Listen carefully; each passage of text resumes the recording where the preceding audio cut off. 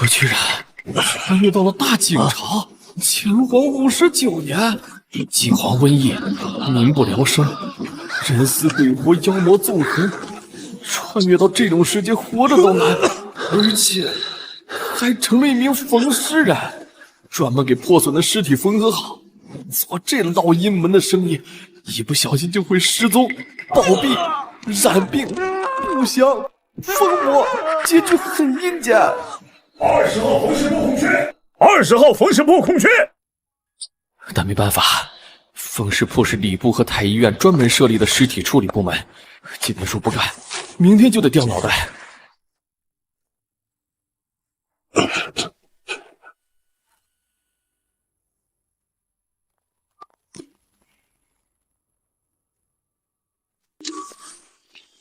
这是怎么回事？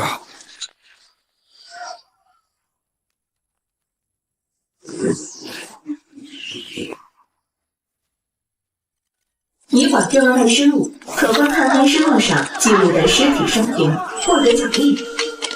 系统，想不到我也有系统，有了这东西，也就有了活下去的本钱。让我看看这具尸体的生平。开始观看尸体平生。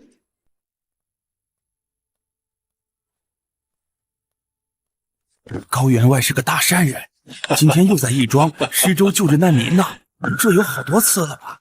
这算什么？之前有饥荒逃难的流民昏厥在门前，可普通人早就事不关己高高挂起了。高员外去花钱给他请大夫救活了，还施舍了不少银钱。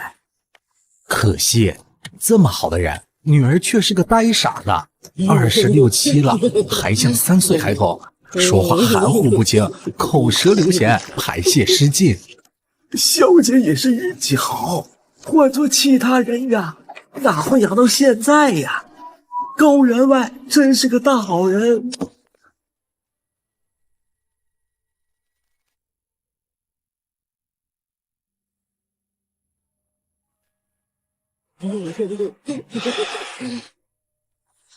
啊！爹爹，这是什么？乖，这是好东西，爹爹给你带上，带上以后就不会那么痛苦了。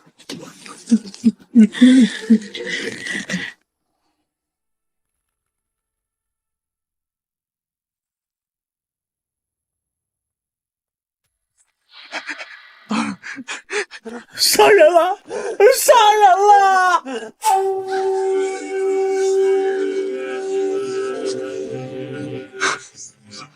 勒死亲女，当斩！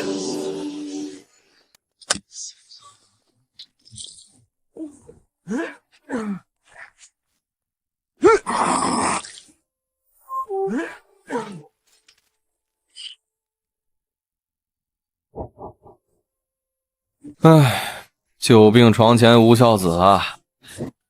阴阳算盘叮当响，天地玄黄好价钱，定价黄字5品。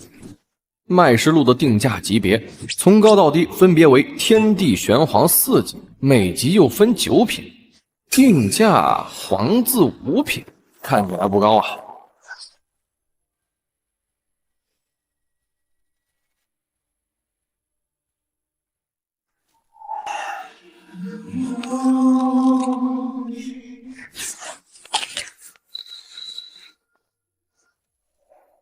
你忍入造处术。造处术乃是旁门左道，极其阴毒。早年间有邪道中人将孩童变成狗猴，拉到街上卖艺赚钱，又或者将人变成牛羊牲畜，当畜肉耕具变卖。人命贱，不如牛羊。想要活下去，就要继续缝尸。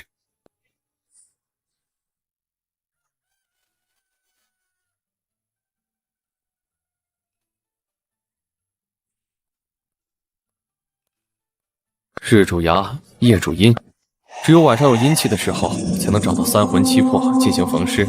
阴门行当不遵守规矩就是找死，缝尸只能等晚上了。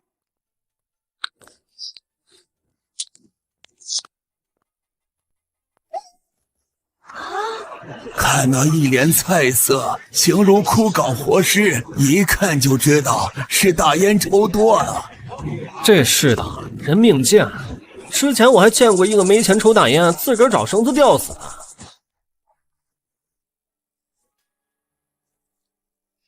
哦，那不是6号缝尸铺的缝尸人吗？干缝尸这行快1年了，没出过事，命挺硬的。哈哈哈哈哈！刚好缺一顶帽子过冬，暖和。唉，今晚居然没有尸体送过来，不能缝尸，血亏啊！6号缝尸铺，缝尸人空缺。6号缝尸铺，缝尸人空缺。6号缝尸铺，不是老瘸子那儿吗？今早才看到他扒死人毡帽，怎么那么巧，今晚就没了？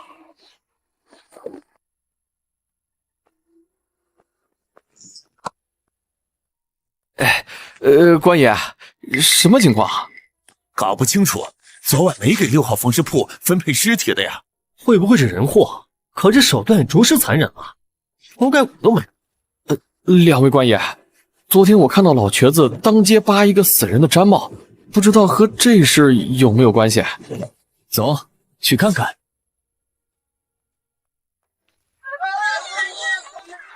官差办案，速速退让。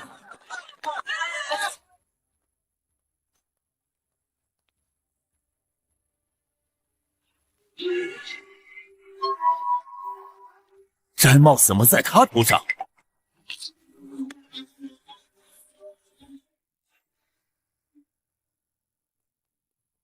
啊，这不可能！我昨天给他整理仪容的时候是没戴帽子的。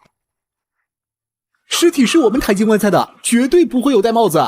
哼，是还是不是？掀开帽子就知道了。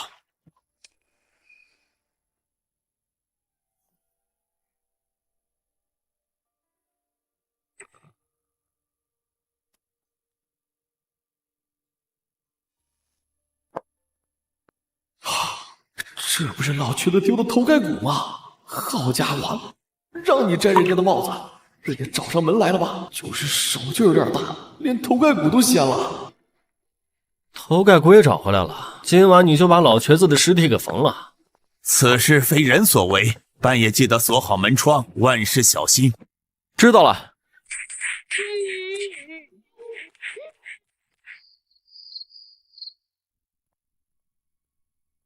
老子是想缝尸没错呀，但死的这么邪性的尸体，要是缝出事咋办？唉，可殡尸司下了令，不缝尸就得丢回难民营，没得选。应该没什么问题。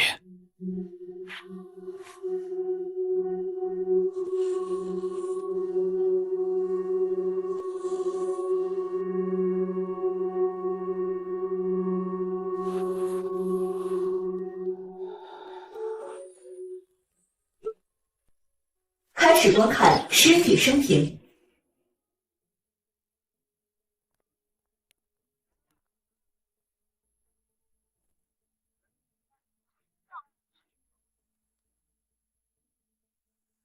正好缺一顶过冬的帽子，暖和。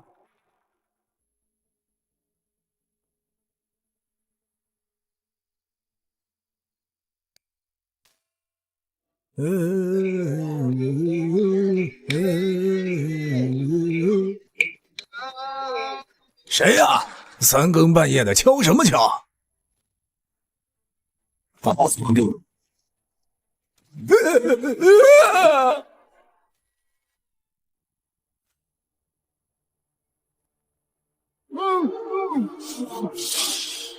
这老瘸子也太倒霉了，居然被割头客盯上了。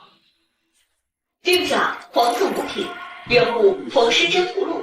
缝尸真图录可增强缝尸业务能力，再破碎的尸体都能混得完好如初。还不错。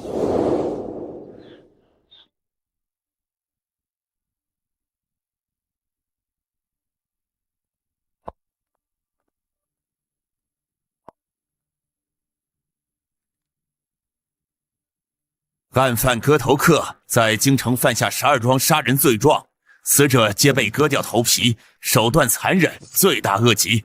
特此赏银500两，缉拿归案。就是他杀的6号缝饰铺的老瘸子。是啊，刑部通缉他半个月了，我当时一眼就看出来，赶紧回去上报。您跟我说非人所为，这等魔头简直是非人哉！不说了，我有事先走了。昨天可把我吓得够呛，还以为有鬼害人，没想是人。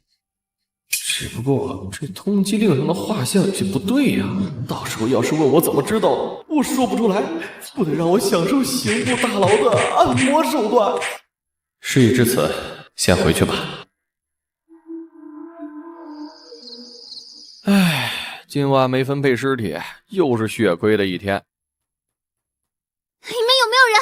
救命啊！有人要轻薄我！3个半夜了，哪会有良家在外头流窜？有问题！我去，割头客！我去，割头客怎么来了？不见了啊！官人好狠心，为什么不救我？我就是一个缝尸体的，救不了人。那我不管，你能将尸体缝得那么好，肯定也能缝得了伤口。哇，怎么伤的？6扇门第一高手，4大神捕之一的血冥影，他的独门剑招千刀万剐，大师之下无人能见。你能帮我缝好，不留疤痕吗？我只缝死人，不缝活人。那不都是一样的吗？死人缝不好，不会有医患纠纷。哼，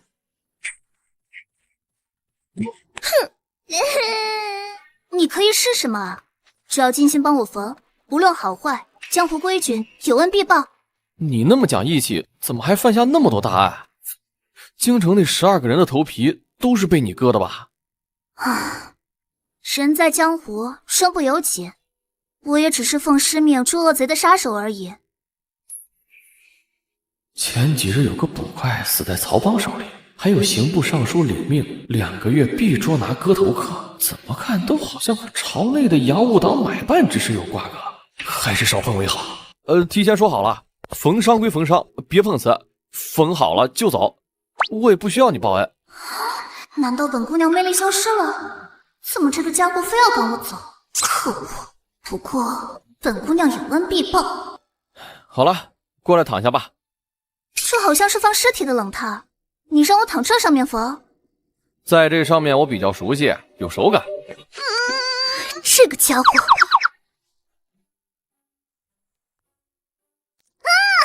好疼！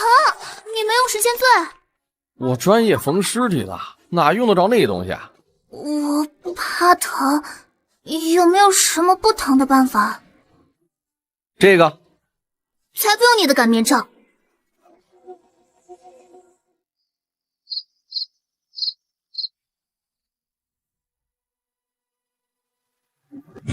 真的好了，不愧是扎了我23900针，我记住了。果然是割头客，这反复无常的样子惹不起，亏我昨晚辛辛苦苦给他缝伤了。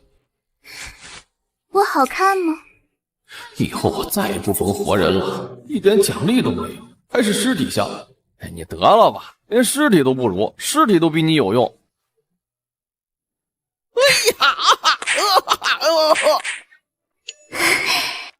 有了，太伤人自尊了！你不怕把我心伤透了，以后就见不到那么好看的女人了？哎，不会的，等你被6扇门抓了砍了头，说不定尸体都是我缝的。哼，那可不一定。6扇门抓不到我了，师门没给我命令，我不出手，他们找不到我的。当然，你不能去告密。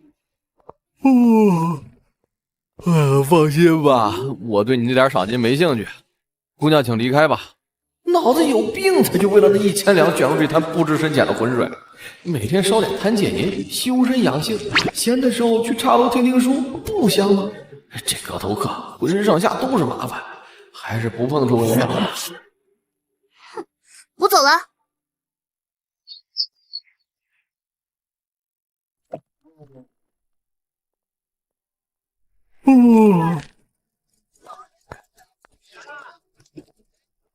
新开的这家的豆腐铺子，老板娘豆腐西施长得可真好看。谁说不是？我就没看到过有这么俊的人。嘿嘿，好事啊，这么点，以后看着养眼。又臭了，怎么是他？这么大个朝廷重犯，天天抛头露面招摇过市，怎么六扇门就抓不住他呢？林少，我这新铺开张，你居然不过来照顾一下生意？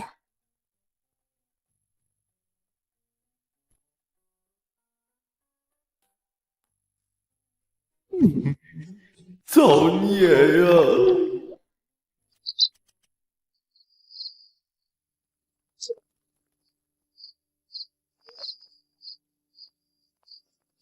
林寿，这尸体已经调查完毕，今晚你把尸体缝了。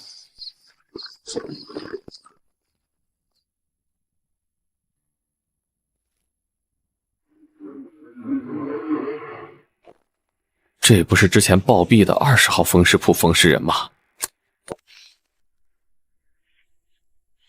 希望一切顺利。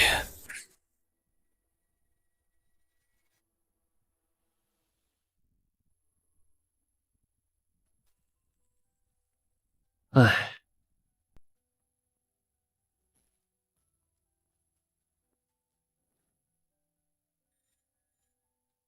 我倒要看看20号缝尸人是怎么死的。观看尸体生平。哎呀，我饿了，得想办法找点活计干才行。招缝尸人了！让开！您看我怎样？一边去！缝尸人只招残疾。这样下去真的会饿死，没办法，只能下狠手了。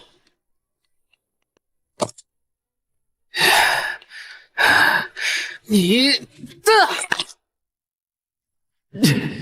疼死你了！这下算是残疾了吧？现在您看我适合吗？是个狠人，以后你就是20号缝尸铺的缝尸人了。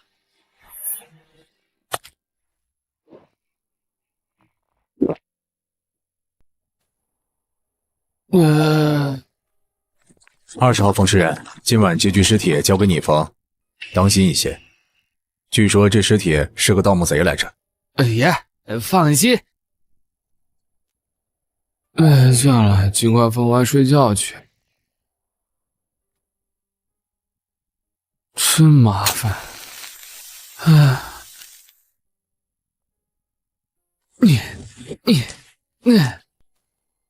啊，奇怪了，我记得插好没声。啊！糟了，祸事，得跑！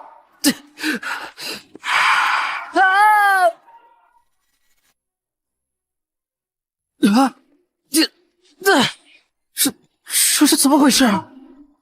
好痒啊，好痒！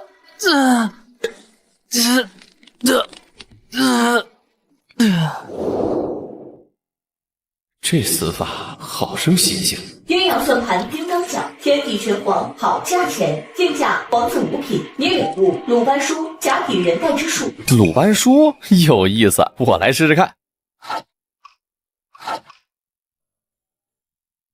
厉害！这假体人代之术居然能制作假肢，比人体仿生技术都要厉害。哪怕是残缺的尸体放在我这儿，也能完整的缝合上去。按理说缝尸没有盐铁之流那么赚钱，甚至还会亏钱，为何不让人私自缝尸？不然的话，我出去自立门户，肯定能暴赚一笔。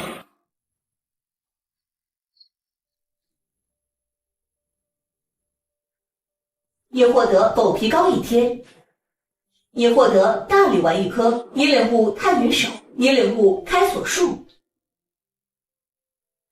又是没有尸体的一天。15号缝尸铺缝尸人空缺，15号缝尸铺缝尸人空缺。这第几个了？这死亡频率有点高啊！明天去瞧瞧。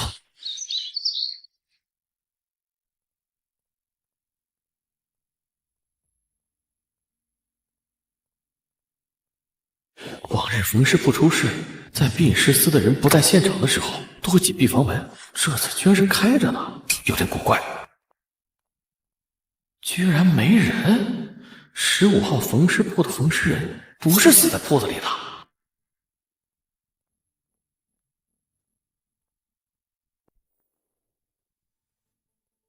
几天过去，又多了几副新面孔。缝尸人朝不保夕，诚不欺我。倒是这1号缝尸铺的老瞎子活得最久，乃是缝尸人里的常青树，也不知道怎么活的。爷儿几个，咱这缝尸铺最近是不是死人有些勤了？谁说不是啊？都死了3个了，也不知道缝了什么鬼玩意儿。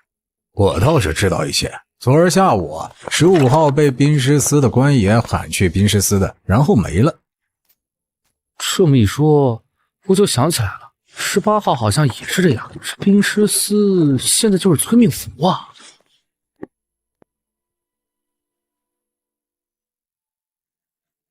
不会真要传唤去兵师司吧？都死了3个缝尸人了，今儿还要再没一个。可别选我呀！不要选我，千万不要选我9号，今天日落之后来下兵师司，记得带上你那套缝尸的东西。9号，趁着天还没黑，赶紧跑吧，指不定还能留下一条命。是啊，都死了3个了，可别成了第4个。爷们儿，我这就先回去了，得去病尸司附近打听一番，看看有没有什么发现，别到时候翻车了。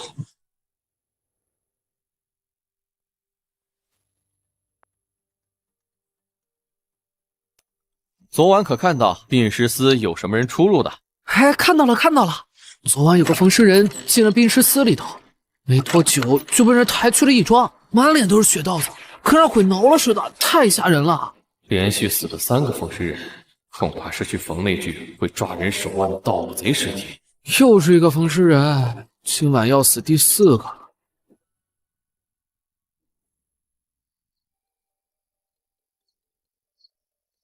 站住！什么人？9号缝尸人林寿。缝尸人啊，进去吧。缝尸人真不是好活啊！你看，今晚还带没一个。孙大人，人已带到。带进去吧，临早通知义庄来人收尸，我明日要上早朝，就不过来了。是。好家伙，装都不装了，连停尸间的床位都给我订好了。走吧。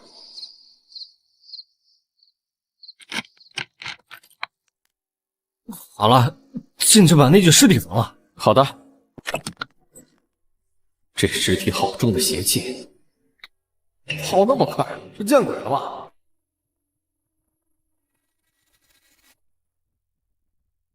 感觉像是请了老道做法了一样，那么多符箓，是有多大的怨气啊！之前20号缝尸铺的缝尸人还剩5个针脚没缝，如今多了3个针脚，应该是最近死的3个缝尸人缝的，一人1个针脚，还剩下2个针脚。按病尸司的想法，还需要再死2个人才能缝合完成。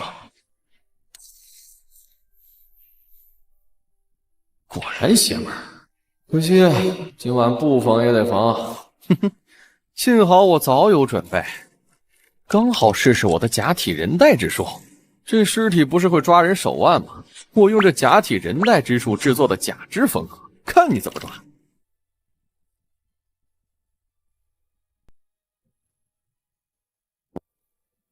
第1个针脚完成。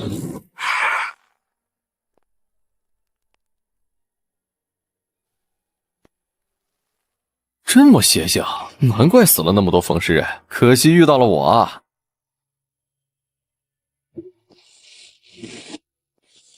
第2个针脚完成，让我看看这盗墓贼为何死了尸体还能动，而且携带怪毒。要不是我有脉尸录能看到尸体生平，他也会中招。开始观看尸体生平。好东西啊，真是好东西！果然是一座亲王墓，干完这一票就发了。先睡一会儿，晚些再动手。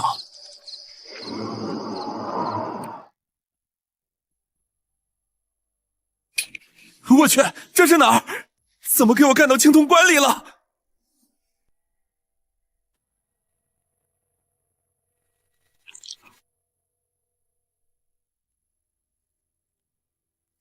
这是亲王石海，好东西啊！宝贝都是我的了，嘿嘿嘿嘿！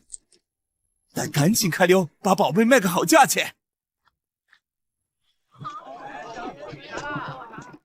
这可是上好的宝贝，带值1000两银子。你这是墓里带出来的吧？我可不要。这东西看着至少是亲王级，得赶紧过关。这玩意儿可真是个烫手山芋，得赶紧卖出去，不好，官兵追上来了！站住，站住！哎呦！出售来历不明的冥器，抓回去秋后问斩。老子跟你们拼了！还敢反抗，就地格杀！好废了！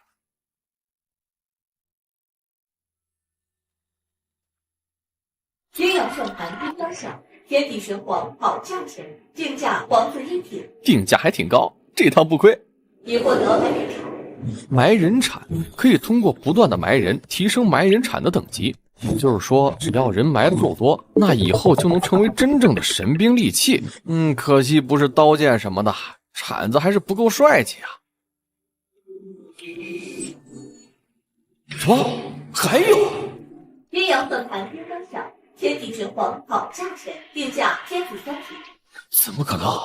风尸惯例，一尸奖励1次，这次居然在一具尸体上出现了双黄蛋。难道说这尸体是一尸两命，肚子里有胎儿？可是那盗墓贼是男的呀！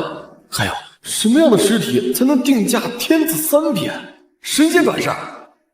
算了，整不明白，还是先看看天子3品的奖励是什么吧。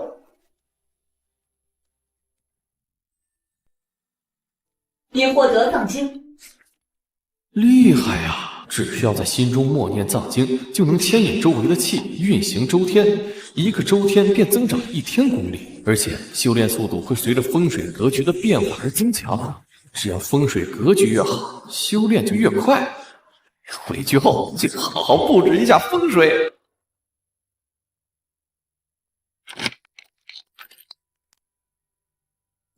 什么？你居然还活着？处理完了，我就先回去了。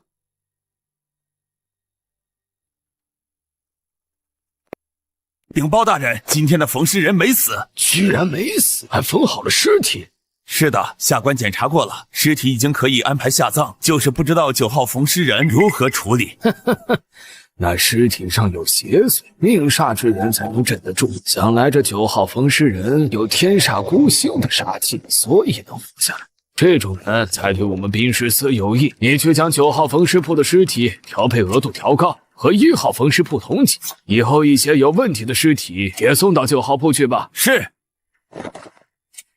以往冯尸铺那边只有1号冯尸铺能处理有问题的尸体，如今居然又多了一个，厉害呀！这不是9号吗？这是没跑，那就是活着回来了。这小子有门道啊！克死了4个冯尸人的凶尸都被他搞定了。冯尸人没人权，活了是运气好，死了就真死了。还是要继续缝尸才是王道啊！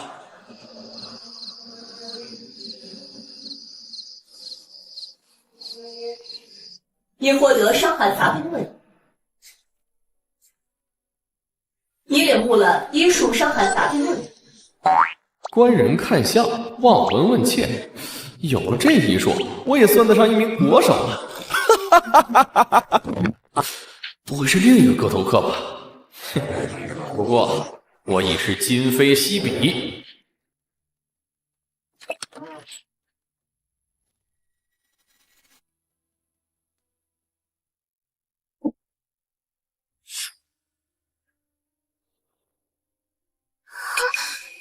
不要过来！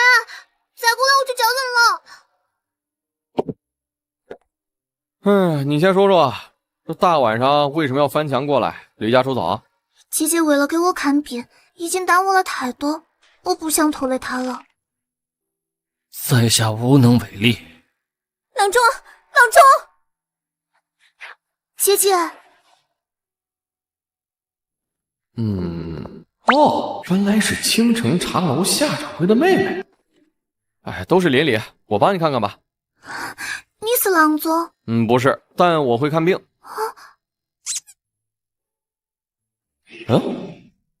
怎么会？居然没有脉象！咋子了？要知道，只要人的心在跳，血在动，就有脉象了。难不成这姑娘是活死人？得罪了啊！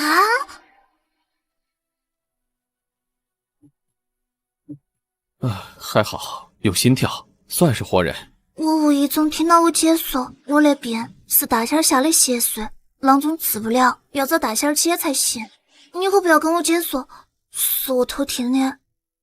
行，不过你老老实实回茶楼去，外面那么多坏人，你都走不出这条街，就给人拐卖了。我也都回去。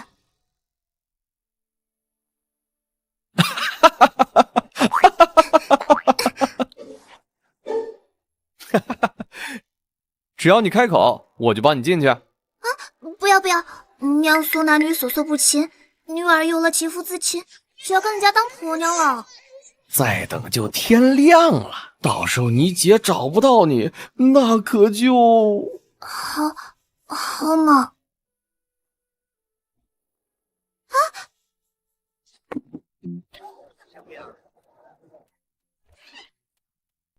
这安远离的身体状况，这样下去估计活不到开春呢。夏掌柜是个善人，常常照顾一些老弱病残，平日里又照顾我，正好我手头上有个药方子，就帮他一把。至于他信不信，就看缘分吧。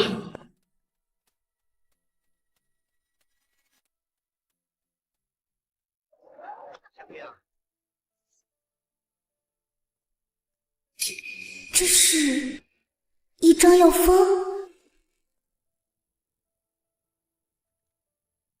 小妹活不过明年开春，这药方能给她延1年的寿。令妹活不过明年开春，节哀顺变。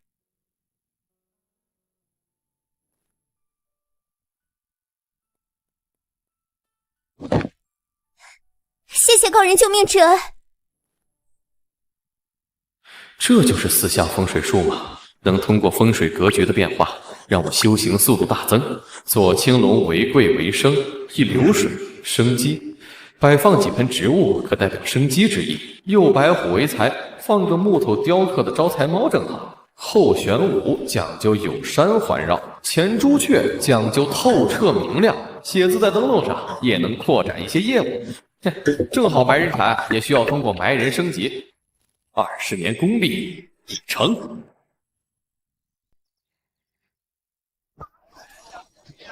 9号又去埋人回来了，这也太勤快了一些。唉，没办法，最近丧事多，真是的。什么情况？围这么多人？瞧一瞧，看一看嘞，精彩的戏法表演了。什么戏法能吸引这么多人？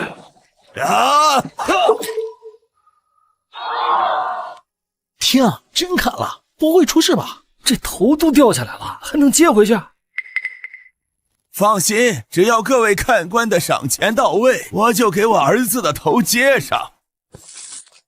好嘞，各位看官瞧好了，哦，妈咪妈咪呼，给我起！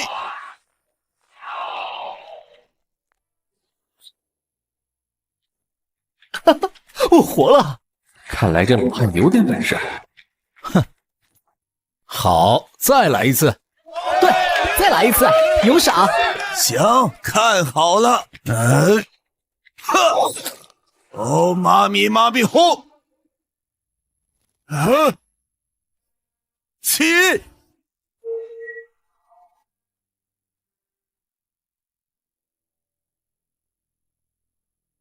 这是当街杀人，找死！快跟我回衙门受罪！官爷，当下有数百观众围着我，我无路可逃，还请您容我一个戏法，我把我儿子变活回来。啊？还能变回来？真的假的？我不信。说的也有些道理。行，要是你敢耍什么花招，我第一个砍掉你的头。某家初到京城，不懂规矩，还望高人海涵。只要高人高抬贵手，我这就收拾东西离开，从此不踏入京城。起！妖言惑众，给我抓起来！哼，怪就怪你抢了同行饭碗。官爷稍等。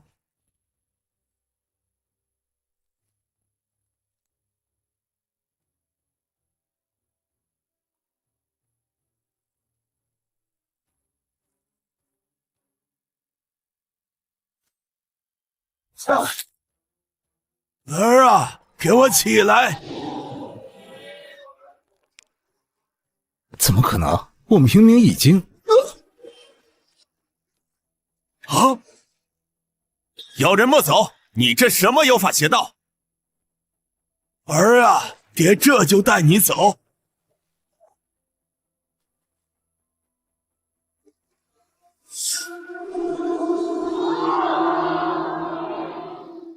此作孽不可活，人家老汉忍你让，这么大的本事还愿意后退，你几次三番心里没数，给你机会不珍惜，可就是自取灭亡了。所以说，得饶人处且饶人，做人不能太过分。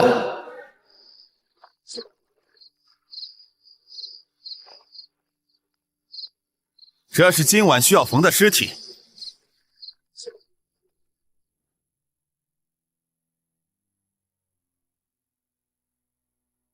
居然是他，那位彩纹高人的尸体。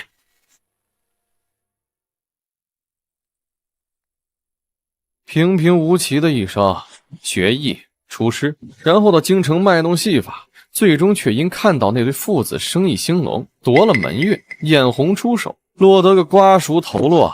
所以这红眼病要不得。阴阳算盘叮当响，天地玄黄好价钱，定价玄字8品，已获得国产戏法三仙归洞。三仙归洞可是戏法中的经典入门手艺，能将数倍于人之物藏在身上而不被发现，记入造化，万物皆藏于身。兵刃藏于无形，和人交手能够出其不意，给对方一个惊喜。变杀头戏法的老汉父子不知所踪，彩门高人被人杀头，三法司多了一桩让人头疼的悬案，而我获得一门戏法手艺，血赚，就是不知道以后会不会再遇到这老汉父子俩了。不愧是豆腐西施，这模样太好看了，一举一动简直是完美。听说豆腐西施还没婚配，岂不是说我也有机会？醒醒吧，不看看你是什么样子，配得上豆腐西施，只有我这英俊潇洒的容颜才配得上。豆腐西施，快看我！这个禽兽，豆腐西施怎么会喜欢这种四肢发达、头脑简单的人？哼。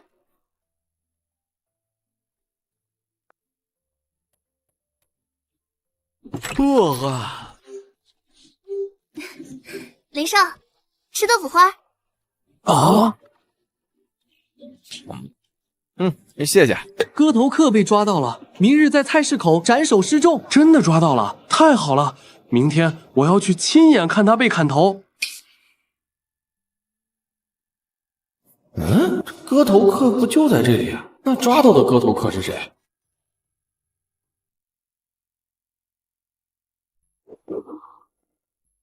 和通缉令上的画像一模一样，脸上都有一颗长毛痣，可只有我知道，这绝对不是真正的割头客，这位才是。割头客在京城内杀害12人，残忍割去头皮，罪大恶极，当斩！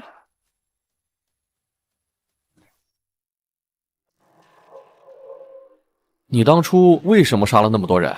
我师父给了我名单，那些人都是兜售走私福寿膏的下线。看他的表情，这事情难道还另有隐情？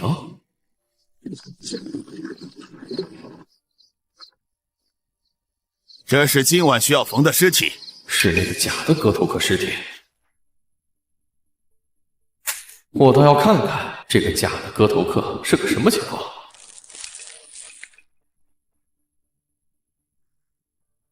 观看尸体生平。叔父，你行行好，收留我吧。天地会攻入漳浦县衙，打起仗了，我们那儿不好过，活不下去了。可怜的孩子，以后你就住在叔父家里吧。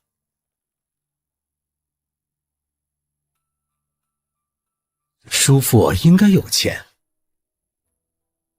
钱呢？嚯！你这个畜生，我可是你叔父！狼子也信，弑杀叔父，押回去衙门问审。时间对不上了，割头客的通缉令出来的时候，这个假割头客早就入狱了。也就是说，有人故意将屎盆子扣在他头上，帮宁洛为顶罪，保他不被抓住。不过，篡改3法司案宗，假发海捕公文，对方来头有些大呀。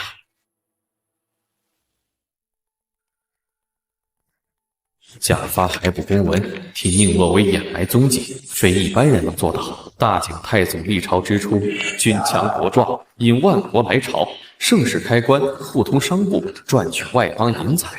可惜盛世不常有，200年来内经历藩王内乱、苗疆之乱，前朝旧党诸如白莲教、天地会等贼人造反，外有北地罗刹虎、东洋海寇、红毛花旗虎视眈眈。为了应对外乱，限制外海通行贸易是最简单的办法。洋商想要入关买货，只能通过与本地的大商人、官爷合作，也就形成了所谓的洋务党。而众多洋货中最有影响的，便是这福寿膏。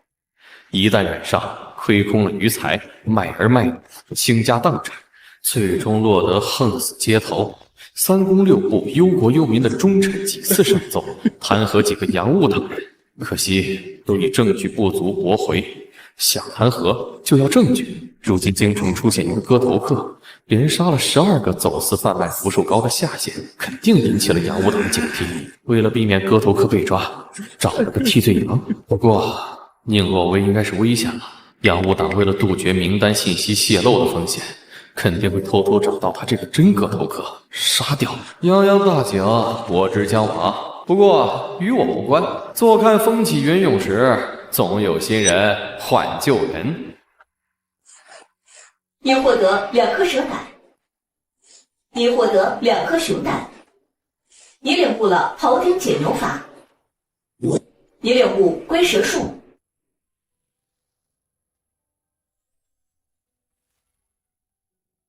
哈哈哈哈哈哈！哇！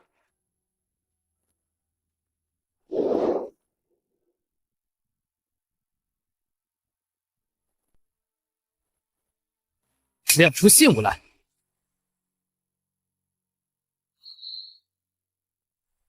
哼，新乡主在哪儿？乡主在屋子里，你们且等等，我去偷。偷你奶奶！我倒要看看谁那么大胆子，抢我的乡主位置，想看看我刀利不利啊？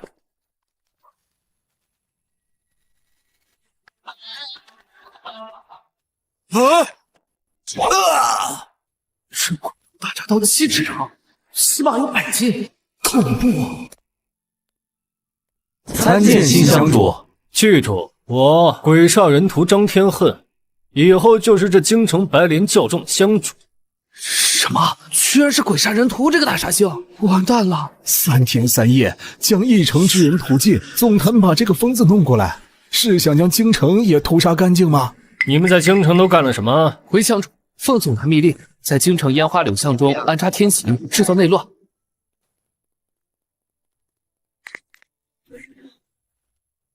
白莲教妖人速降不杀！16扇门，谁的尾巴没处理干净的？是追踪粉。乡主，你要干什么？一群废物，就不应该活在这世上。回去报信，鬼煞人屠现身京城。这点人不够杀呀！今晚的夜色真不错，但还不够。你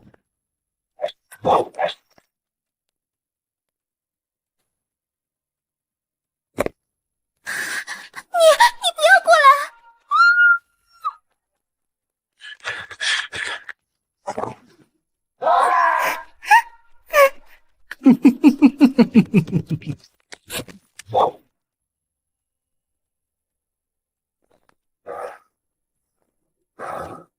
不够杀呀！哇！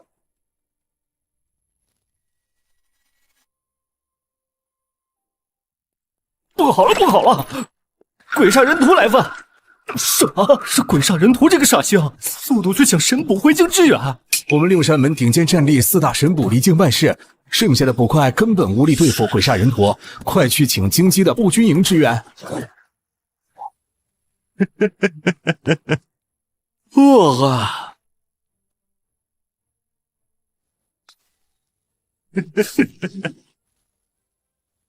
怎么可能？我这鬼头大铡刀乃是绝世玄铁，以地府锤炼1年而成，世间少有，怎么可能会被一把铲子砸断？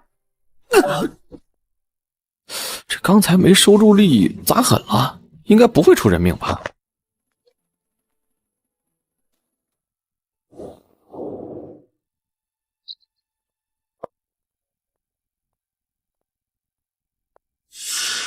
知道是怎么回事吗？不知道啊，官爷。我一开门就看到那人躺在我铺子门口，还以为他要讹诈我呢。这小子看着傻傻的，哪里会骗人？就算骗人，我还能看不出来？被一个傻子骗，我这六扇门的差事你别做了，跟那叶相福兄叶相去得了。傻人有傻福，幸好我们今日抓到了他。不然这白莲教的妖人还能害人性命。昨天晚上他可是屠了一整条街的人命。白莲教，这可是大解境内最活跃的反动组织啊！我最近怎么老是跟这些犯罪分子扯上关系啊？幸好我甩锅出去了，不然那些家伙打不过我，往我的铺子泼大粪就难办了。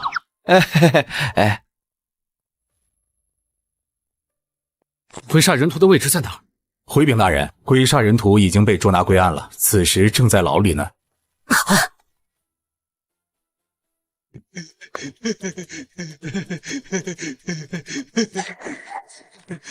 好霸道的力量！从伤势来看，此人仅是一招就将鬼煞人屠张天恨连人带刀给干掉了。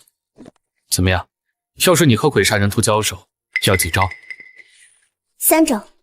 鬼煞人屠非不入流之徒，一身横念煞功，足有20年功力，加上鬼头大铡刀这件宝兵，一流高手也很难跟他硬碰硬。所以此人至少是顶尖高手，甚至可能是大师。你可看出他用的什么招式吗？好像是蛮力。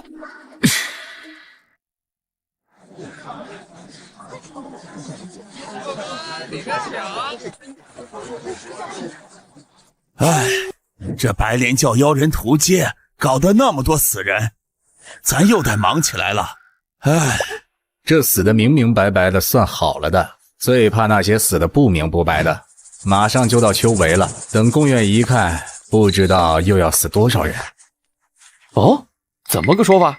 每年宫院都是死人，竟是不好缝的尸体。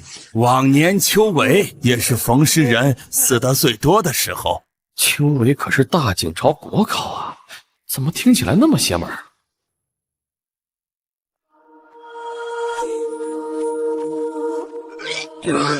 这具尸体有些难看，你缝尸的时候注意一下。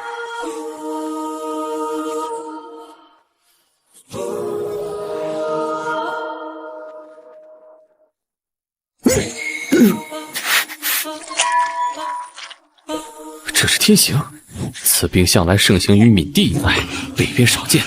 京城怎么会出现这种东西？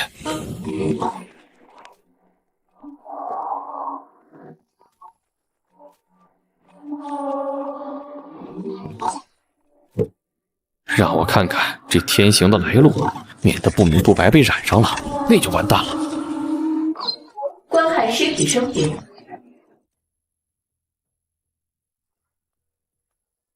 提笼遛鸟，吃喝玩乐，基本上都玩个遍了。几位老弟可有什么新鲜的活？我倒是知道一个好去处，保准老哥没体验过。什么地方？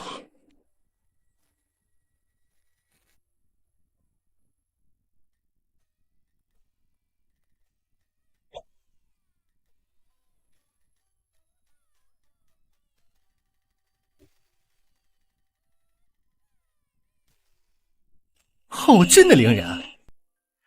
老哥看中哪个？只需要花一些银钱就能找来。我不缺银钱，赏每人100两。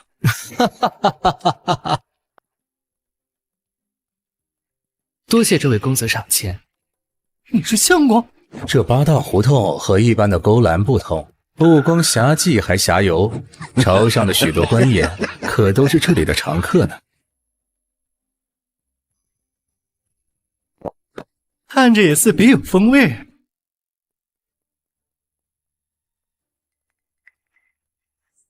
这位爷，您找谁？许林芳呢？让他来陪我。这位爷，许林芳他现在不方便见客。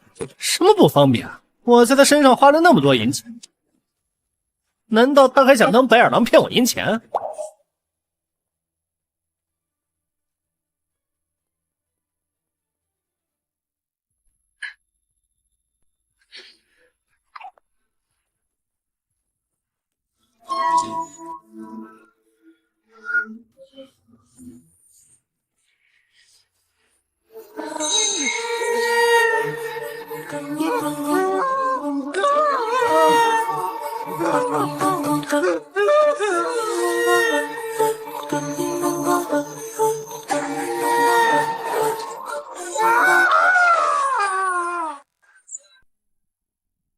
没想到这尸体居然还是兔爷。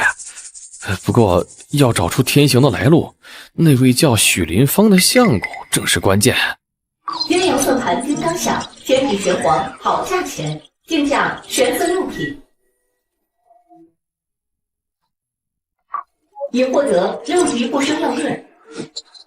银生6级，阴银寒级，阳银热级，风银末级，雨银负级，晦银祸级，明银辛级。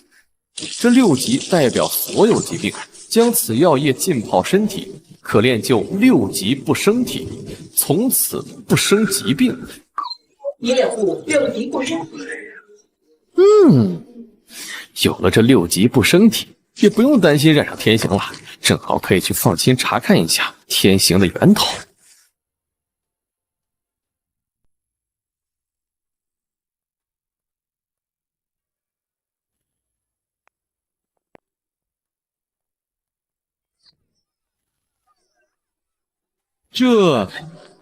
这是南纪。经部的曲部戏班有养鸾童法，每年蓄养五官端正、眉目美、皮色白的幼童10余人，令其学语、步、视。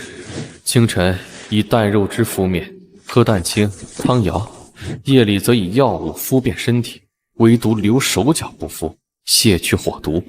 3、4个月后，便转女生之相，回眸一过，百媚横生。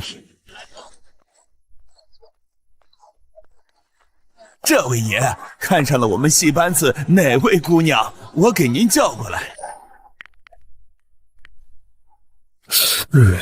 这男人比女人还娇美，我可没这嗜好。我听说你们这里有个叫许林芳的，长得挺好看。哎呦，您看这真不巧，许林芳不干了，回老家去了。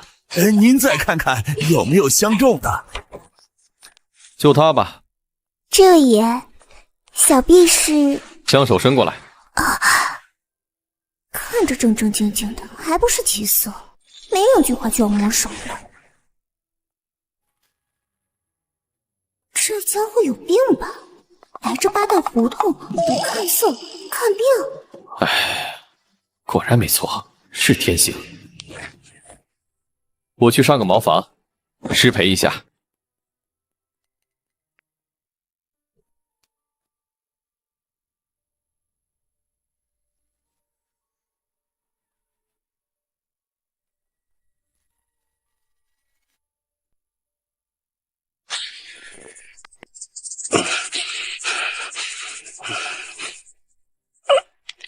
果然是得了天行，因为畸形严重，所以才不敢见人。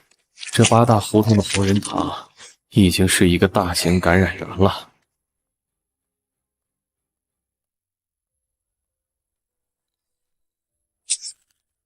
我要你帮我带一个消息到太医院，就说八大胡同的同仁堂有很多天行。谢谢老爷。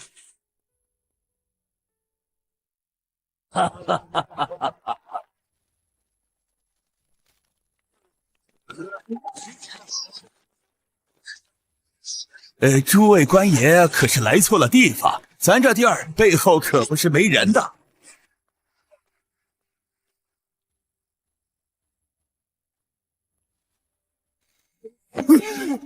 赖病，确实是赖病。这大院内的所有人全部移送六级馆。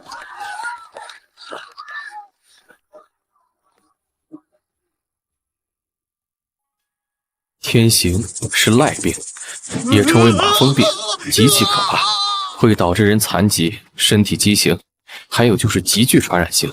要是在京城传播开了，那就完了。那许林芳得了如此恐怖的麻风病，却被洪仁堂养了那么久，莫非有人故意养着这个病原体，让麻风病扩散整个京城？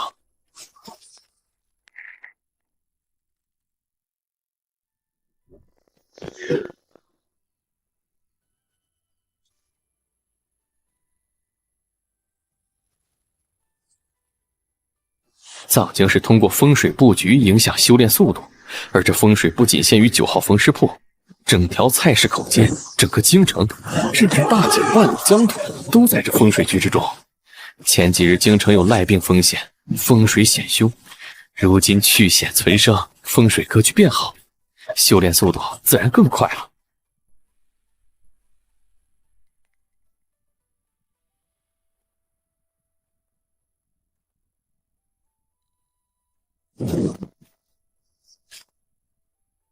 红色旗子邀请天地神灵，蓝色旗子邀请列祖列宗，黑色旗子邀请各家冤亲债主，三旗监察科举，贡院大开。秋闱到了。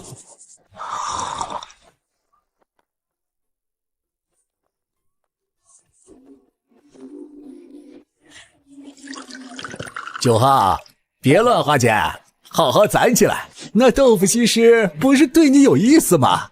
等你攒够钱跑路的时候，半夜去把人一扛，荒郊野岭不认识道，他不稀罕你，也从你了，往后好生过日子。一把年纪了，不害臊，竟是教这些有的没的，我们还能有以后？明儿秋闱一开，大家都在鬼门关上走一遭，能挨过1次2次，能挨过3次4次。依我看，不如把钱拿出来，大家好好花了，省得人走了，钱没花完。倒也有理。这秋闱真就那么邪乎？明儿过去看看。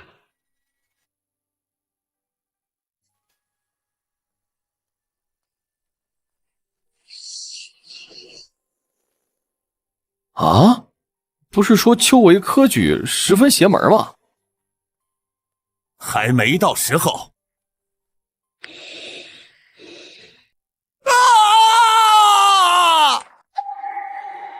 甲字3号房，丙字16号房，戌字2号房，死。好家伙，发生了什么？一死就是一批，难怪冯氏人都这么怕这秋闱。这玩意儿还能缝？这是分配给1号冯氏人老瞎子的。这分配尸体有什么讲究吗？殡尸司有个算法，根据人的生辰八字、面相、手相、人生经历等，给冯氏人的命格分级，从而给其分配能处理的尸体。命格越煞的人，越能处理一些难办的尸体。官爷，那我是个什么级别？顶级的天煞孤星，和1号冯尸铺的老瞎子一样。什么？我有那么晦气吗？那要是我和1号都缝不了的尸体呢？京城24间冯尸铺都缝不了的尸体，都会送去6级馆。看来这6级馆的缝尸人不简单呐，能缝我们缝不了的尸体。主播，我不是顶级天煞孤星吗？这些尸体要不多往我那里送，这样其他冯氏人也没那么大压力呀。啊，别人都想方设法少分，偏偏你迎难而上。真的是傻心善呀。行，这几天秋闱的尸体我尽量都给你。别人恐惧，我贪婪。有麦师路在手，这尸体是多多益善。从今天起，我林老板要包场。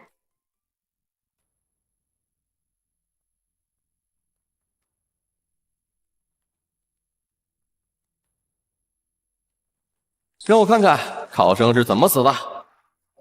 开始观看尸体生平。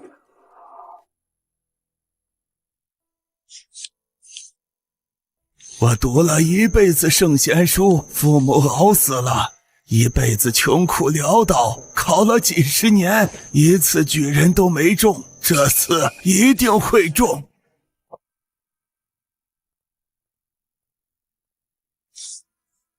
庸才！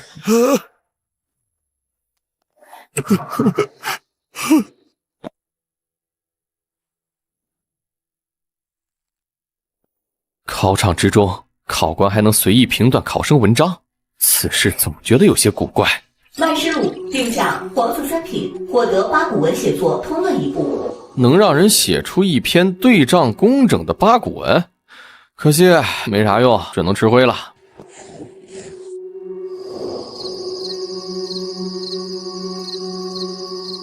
您获得1部儒学典籍，您获得1副正楷字帖，您获得1颗开蒙丹，您获得悬梁刺股套。观看尸体生平。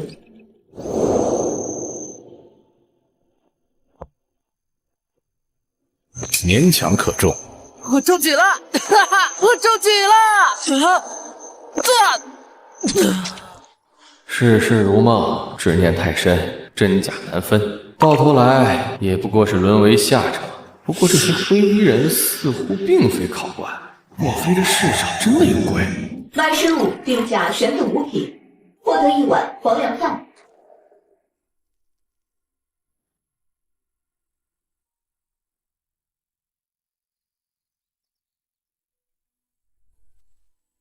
真是有意思的能力，得找个地儿测试一番，看看本事有多大。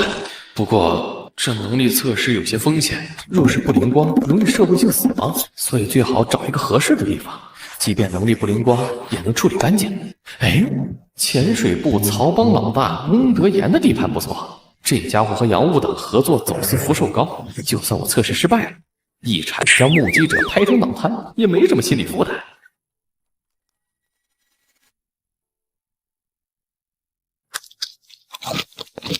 让你来找麻烦，管闲事，以后见一次打一次，打得你爹妈都不认识你。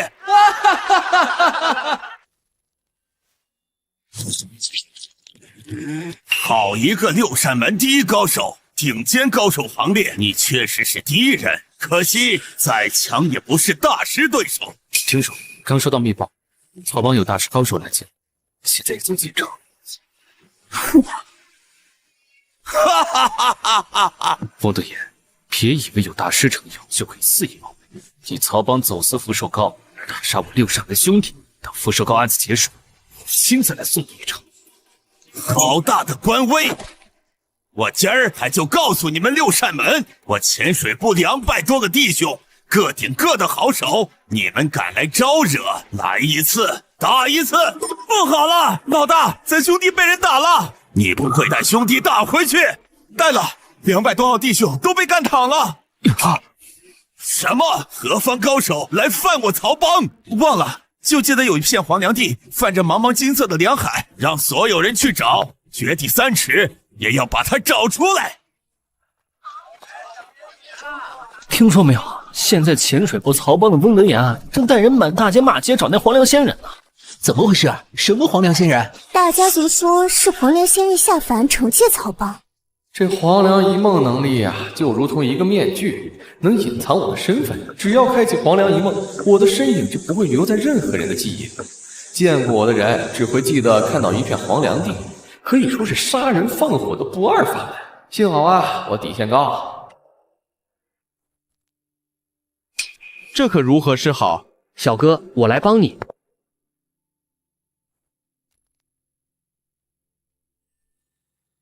阴阳盾盘叮当响，天地玄黄好价钱，定价1000字5品。这也行？您获得浩然心经1部。浩然正气，可在胸中文庙蕴养财气。一言一行皆可生浩然正气，坦坦荡荡，不惧鬼祟。以后逢尸，估计凭着这胸中的浩然正气，也能镇压一般的邪尸了。没道理啊，哪来的尸体可卖？那夫子像不过是一具石头雕像而已。得罪了。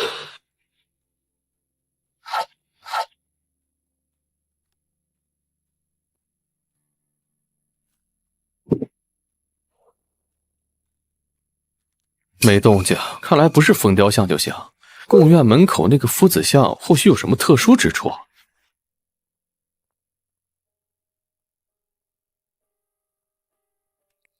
9号，这是今天贡院那边的尸体。好的，麻烦主簿了。已获得一部儒学典籍，已获得唇枪舌剑丹1颗。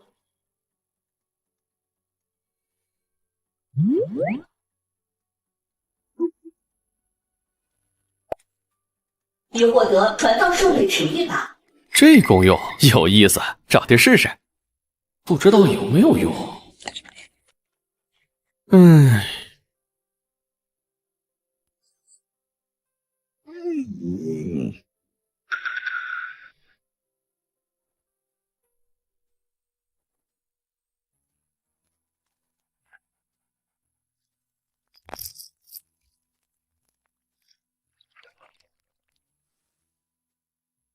老弟，你我都是诗社的成员，最近可有什么佳作？佳作难得，哪有那么容易？难道老哥有新作？正是，听好了，2只大鹅白又白，扇着翅膀飞起来，生姜孜然胡椒面，2只一锅炖不开。有文采没文采，还写了一首粑粑字，天下文气一旦，和应得道歉八斗。好诗！世子千万，能写出和老哥这佳作媲美的诗的人，我是一个都没见过。老弟说的是，不过眼前不就有一个吗？君不见黄河之水天上来，奔流到海不复回。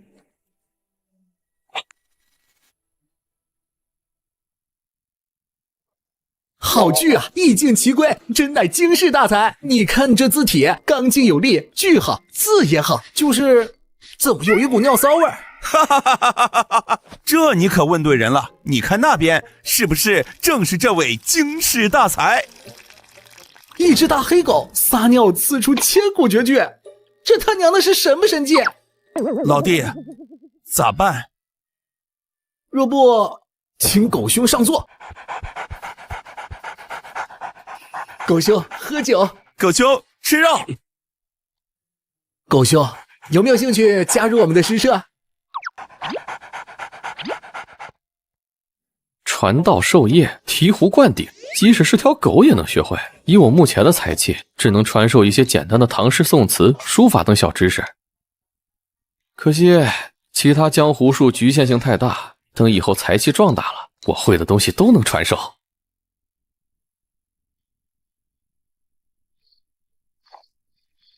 每年秋闱死那么多冯氏人，那些尸体应该是有问题的，可自己一次都没遇到。难道是我生气正气太重，邪祟不侵，还是殡尸司主簿所说天煞孤星命格太重？可惜不能缝那具成了面团的尸体，否则的话应该能有所发现。还有那毒蛇灰衣人，不知是人是鬼，一切只能等下一次秋闱再打探了。尸体听说是被蛇咬死的，最近不少人去附近的安山上捕蛇，之后恐怕是有的忙活了。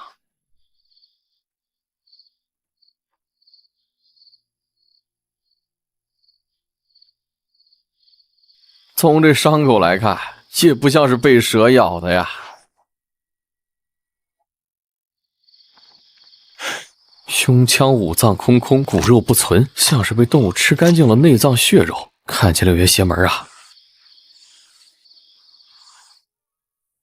我倒要看看是什么东西。开始观看尸体生平。听说前朝老佛爷患病，请一位山客进山寻药，出来后赏了一大笔钱，我也不奢望这个，多给我来几条珍贵的名蛇就行。唉，一条蛇都没遇到，算了，先回去吧。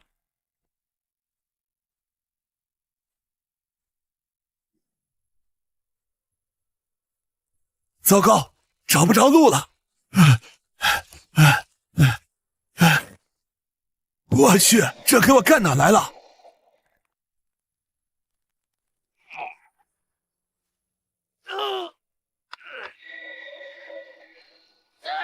你获得壮阳蘑菇1个。谁还需要这个？可恶可恶！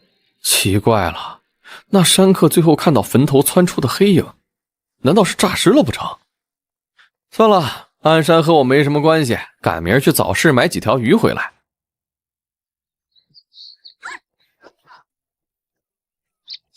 我也没带什么吃的，身上就这东西能吃，你随便对付一下。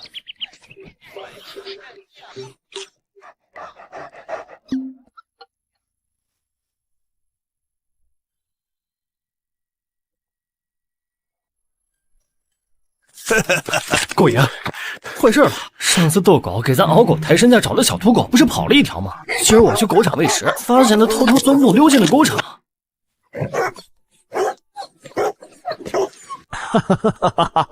我那狗场里都是特意培养来卖大钱的斗狗，这傻狗是饿疯了吧？跑哪里不好，跑狗场里抢食送死？不是，他把我们狗场里的公狗都咬死了，母狗都霍霍。怎么可能？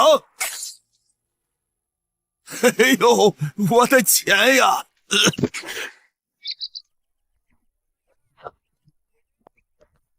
不是所有的鸟都愿意被关在笼子里，这鸟怕是活不了几天了。这8个顶头有缕差色的白毛，天生好音色，教出来20句吉祥话，卖给懂行的玩主啊，至少能卖500两。可惜了养不熟，撞笼子撞到翅膀都折断了，活不下去了，只能把它扔了。10文钱，你把它卖给我。行，不过别怪我没提醒你，这鸟没2天就要死了。这年头傻子不多见了。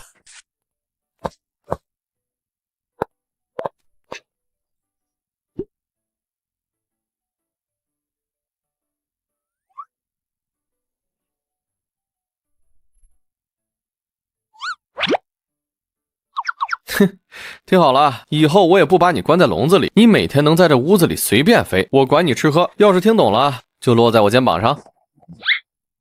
唐诗我找了个传人，还有宋词，正好给你了。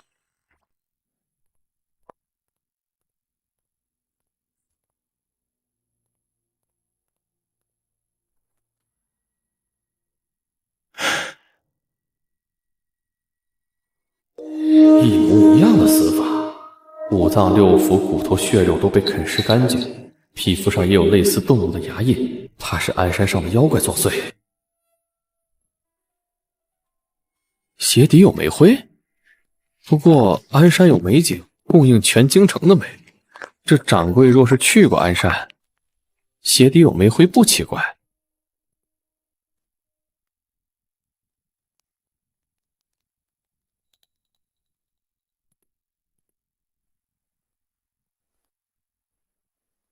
观看尸体生平。掌柜，您夫人来信，他们快到了，鞍山就见了。听说最近鞍山闹妖怪，我实在不放心。等会儿你看着铺子，我去接他们一趟。掌柜的，现在天色不早，等您到了鞍山，估摸着快天黑了。到时候要是有什么危险，那就……我以前干镖师的，走南闯北，一身劲头3、5个人进不了我身，放心。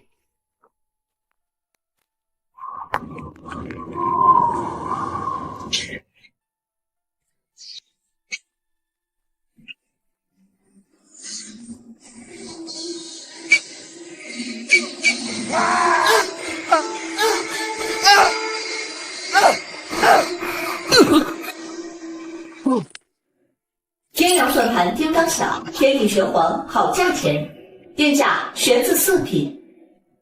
你获得武学法门千里走单骑。一鼓作气，再而衰，三而竭。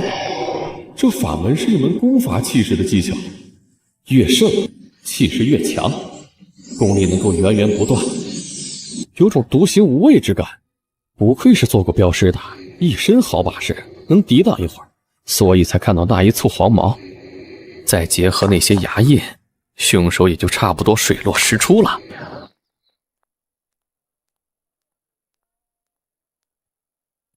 老板，你看这牙印是雕咬的吗？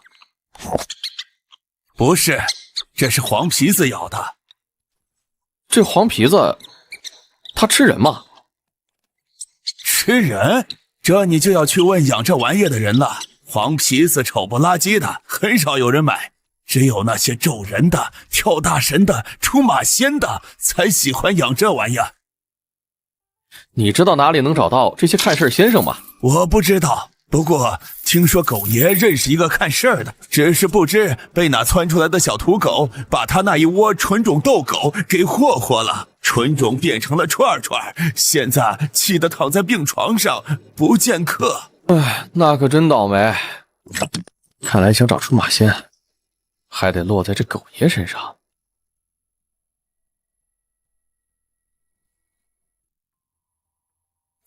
感觉藏经的练功速度有些下降啊，这风水格局变差了吗？哎，不知是什么原因啊。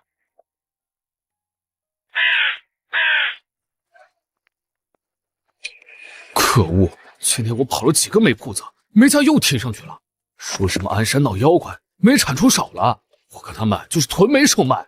是啊，我们都别买他们的高价煤，等过阵子朝廷出兵解决了鞍山的妖怪，这些煤价都得降。风水格局变差，不会就是因为煤矿之事吧？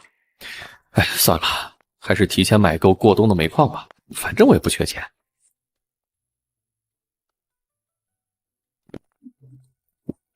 辛苦了。不好了，不好了！鞍山余志堂商号的大煤井塌了。前段时间运入京城的煤就变少了，怕是煤井早就塌了。现在市面上的煤就是整个京城过冬的煤。北方的冬天那么冷，今年要是处理不当，恐怕会死很多人。接下来就看那位养心殿的万岁爷怎么做了。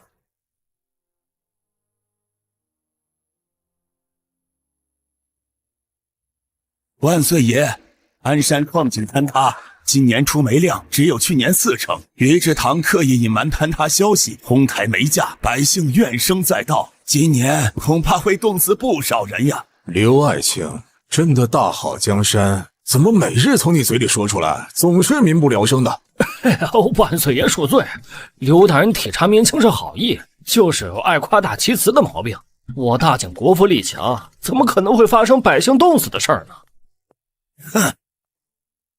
万岁爷，臣说的句句属实。那余志堂能做到这种程度，必定和朝中官员互相勾结，如此欺上瞒下。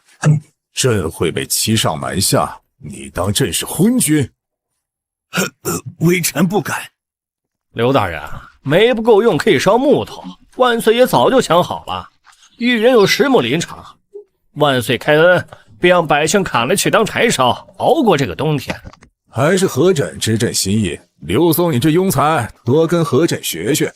万岁爷，10亩林场不够全京城的百姓烧啊！好了，此事不在意，退下吧。何枕，你为什么要阻拦我劝谏万岁爷？你也是读过道德典籍之人，怎能眼睁睁看着京城百姓冻死？你以为万岁爷不知道吗？只是破不了局啊！京城的煤就那么多，必然要有人冻死。豫园那10亩林确实不顶用，但朝廷要拿出一个态度，万岁爷又不能自己提出来，就只能劳烦我们这些做臣子的犯蠢，给万岁爷把这台阶递上去。但这也不是肆意涨煤价的理由。嘿嘿，不涨价，煤不都被抢完了？只有高价才能让煤卖到需要的人手里。比如我们这些当官的，首先得不被冻死，才能考虑百姓。你这是歪理！刘大人，你应该多养心静气了。我那家里有几只八哥，改天送你一只，好好放松放松。知酒小人时，和清仙相等，自有人日可可，万事成好。哎呀，刘大人，你看这民间多有奇物啊！何大人，小女来了。哼。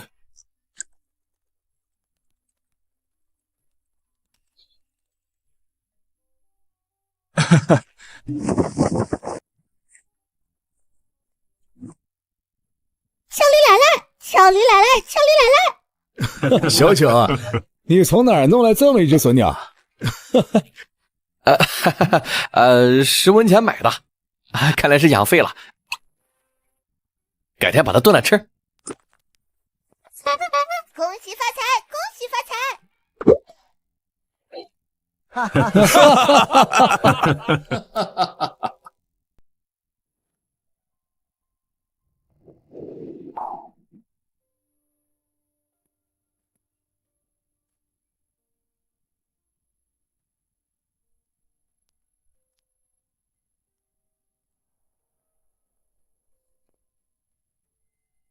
相处问题可以不防，等明天交给殡尸司就行。不过我内有蓬勃生机镇命，外有浩然正气护体。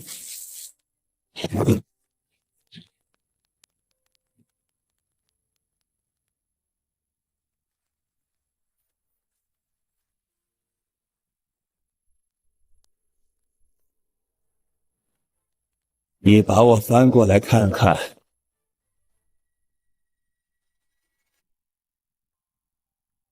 鬼吹灯灭，死人说话。哟，还让爷给你翻面，哪儿摆那么大谱？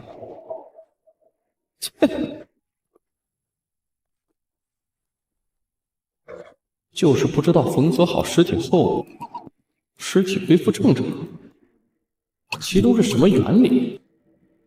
哎，这牙印居然和之前画的黄皮子牙印一模一样，奇了！让我看看此人到底遭遇了什么。开始观看尸体生图。今儿上山打了一窝黄皮子，可惜大的那只给跑了。不过一窝小的也不少。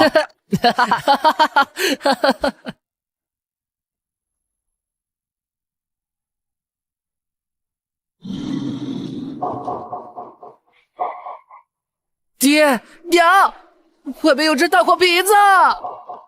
这是大黄皮子来复仇了，明天我再上山一次，将它解决了。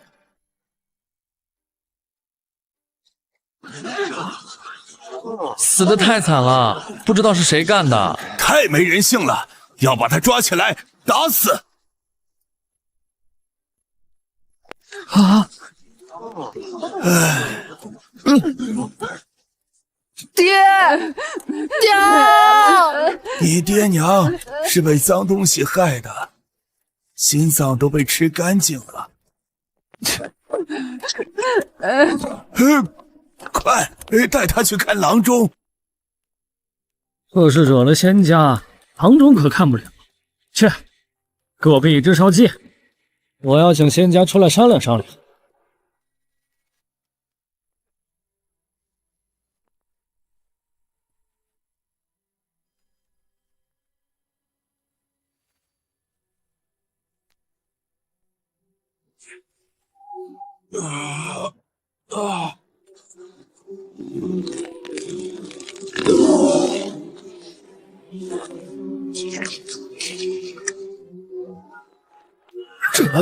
这是给大仙上了身。邢骚可真会给本大仙找事儿。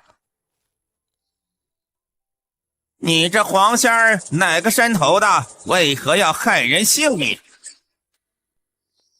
这崽子的爹娘弄死我全家老小，我也要弄死他全家！你这狗玩意儿不识体面，我给你画个道，便让这崽子给你当地马，帮你修成正果。行，这道我接了。10年后让这崽子来我家找我。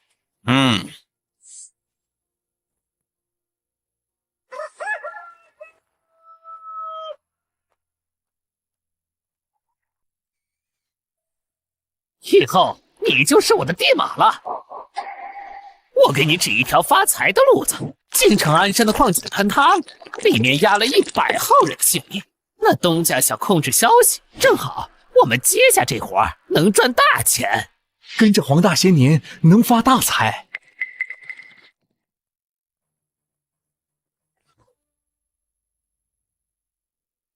老弟，能行吗？我有黄大仙帮助，不用担心。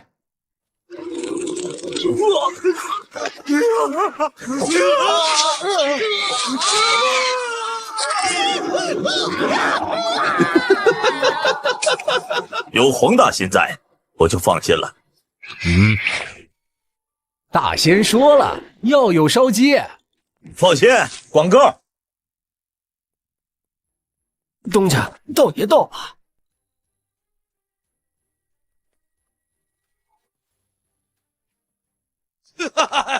道爷来了正好，我昨天遇到了邪事儿，一只黄皮子会挖人眼睛，还吃人内脏，不知道爷可有手段应对的？你将这符纸用来泡水，再把烧鸡放进去，让那黄皮子吃了。去将备好的银钱带给道爷。哈哈。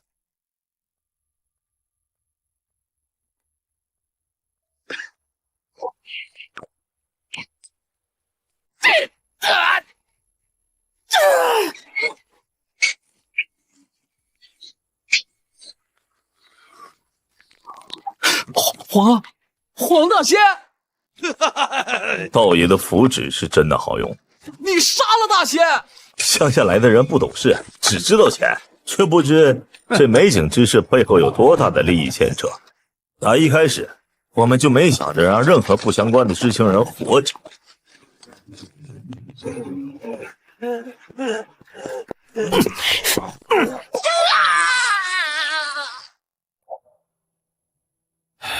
两个从山里来的，不知城市套路深。这美景之事，上上下下都是那大商会高官的账，一个碰一个死。不过，这俩为了银钱在鞍山上害了几十条人命，也算是罪有应得。阴阳算盘叮当响，天地玄黄好价钱，定价弟子9品。这尸体定价到了弟子级别，就容易出邪门之事，不像黄玄级别。已获得修行法门帮兵诀。帮兵诀是一门修行出马仙的法门，在体内凝聚窍穴，能够请神上身。现在我也算得上一名大仙儿开智先生了。小九哥，您去看看吧。今儿我们给胡大爷抬棺下葬，那棺材18个大小伙子都抬不动。我们头说闹邪性的，让你来给镇镇。就是这儿了，您快看看。爹呀，儿子没给您长脸，您先含着不肯走啊！真的是大孝子啊！不过小九哥来了，很快就能解决了。之前我家那儿闹邪性，小九哥一来拍了一下柜头就完事儿了。之前我都是靠体内的浩然正气镇压邪性，今天可以试试帮兵诀。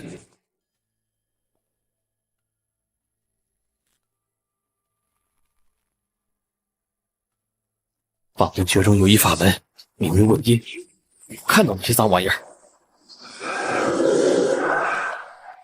喂！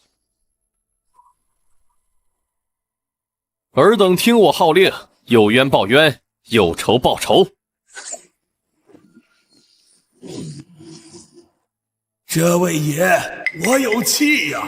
我那该死的儿子嗜赌成性，要是还有钱就能赢回来，得想办法再弄些钱才行。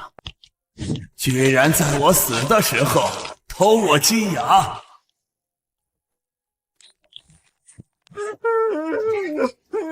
老哥，你可知道胡老爷嘴上的金牙哪儿去了吗？我不知道啊。小九哥，这话什么意思啊？难道胡大爷的儿子还能觊觎胡大爷的那点金牙不成？不信，那让胡老爷亲口给你们说吧。你个逆子，还我金牙！爹啊，是我不好，我不该扣掉您的金牙。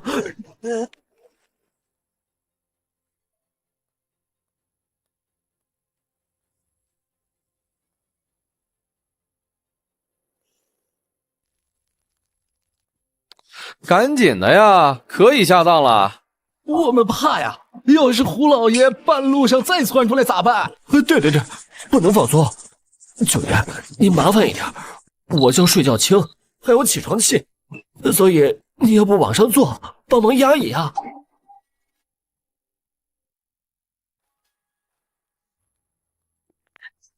这场面还是头一回见，棺材头上坐着的可是那9号缝尸铺的九爷。那精神头还有那小铲子，错不了。这阵仗也只有九爷能镇得住了。这段时间大街小巷里发生的邪门事，基本都是九爷摆平的。谁知道这胡大爷是弄了什么邪性吗？听说是胡大爷的儿子掰了胡大爷的金牙去赌钱，九爷一来他手一招，胡大爷死人张口骂了儿子一顿。越传越夸张了，帮兵觉得问阴之术确实有些邪乎，不过后面让胡大爷坐起来说话，不过是腹语和人代数神经线的运用罢了。问阴之术在帮兵诀中不过是小术，真正的修行途乃是立堂口，请神入住，招募有本事有能耐的武家仙或者各路妖魔进堂口当员工。决定了，今晚就立堂口，自己做掌教。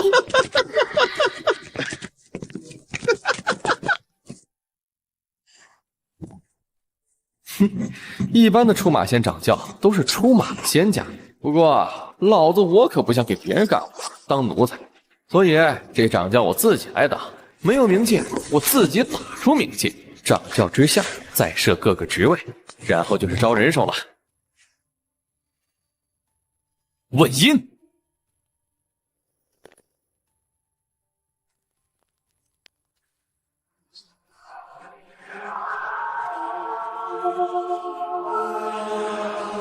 浩然正气，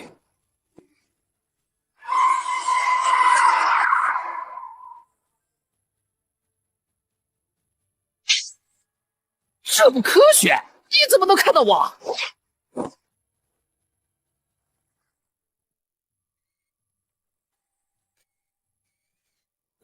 跟我混，以后吃香喝辣；不跟我混，今天就把你做成麻辣味儿的。拜见掌教。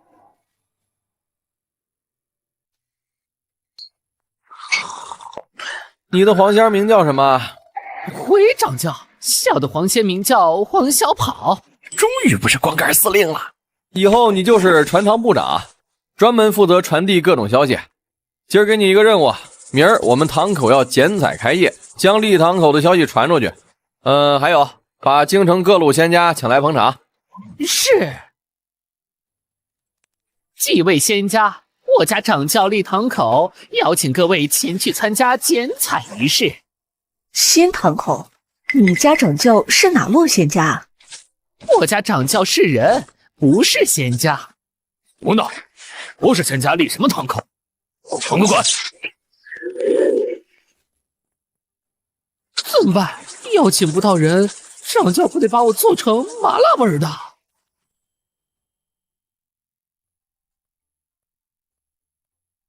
一般仙家立堂口，会有不少仙家前来祝贺走动，多的数百有余呢。掌教，这是我的好兄弟灰小芝，其他仙家不愿意来。掌教的是个人啊！不行，我要走了。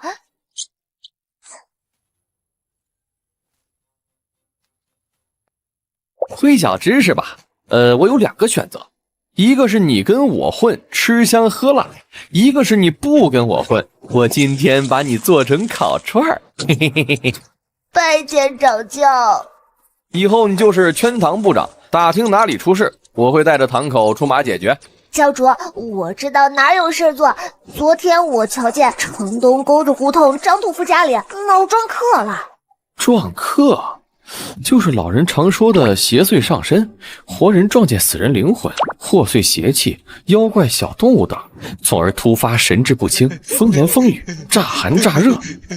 我看看去。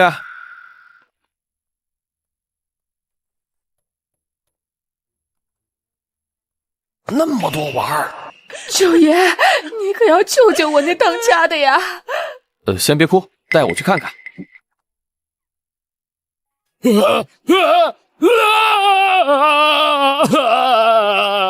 果然是撞客了。将他放开吧。不行啊，这撞客闹了7、8天了，街坊邻居找了7、8个年轻壮小伙才给按住，可不能解开。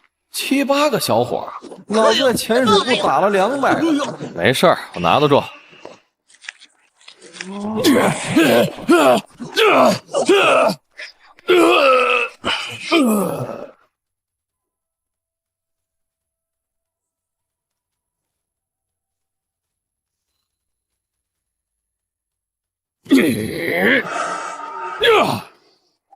果然是造了脏玩意儿！耳听我令，有冤申冤，有仇报仇。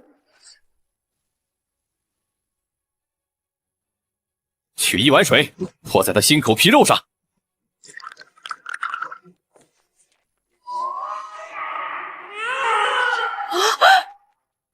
原来如此。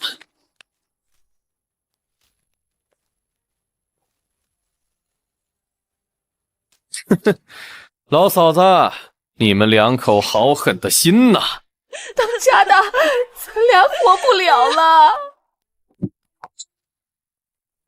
恶犯张屠夫，有人举报你们夫妇杀子逆婴，还不快束手就擒！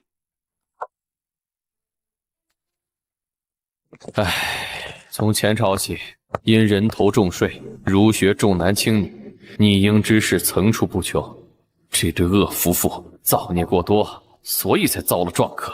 如今被捕入狱，免不了菜市口走一遭，算是罪有应得了。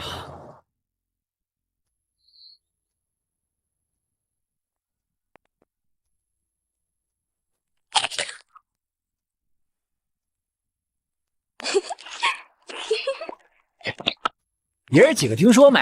最近京城出了个林九爷，不是咱仙家，就自个儿立堂口当掌教，坏了规矩，还想邀请各路仙家去剪彩，谁给他这面子？是人啊，可不是，随他蹦的，指不定哪天就招惹了谁，让人灭了。不提这个了，今儿个京城煤炭稀缺，老百姓要难受死。若我们能解决这事儿，那享受到的香火和功德可不会少。难啊！我们这些出马仙做一些小事还行，哪有这能耐和老天爷作对？是啊，天冷冻死人是老天爷的事儿，解决不了。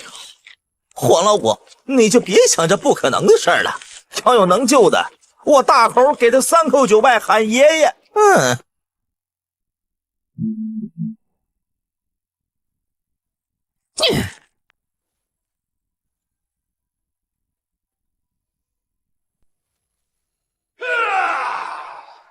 问阴之术看到的世界是阴间，那些影影绰绰，也就是业内称为神仙的玩意儿。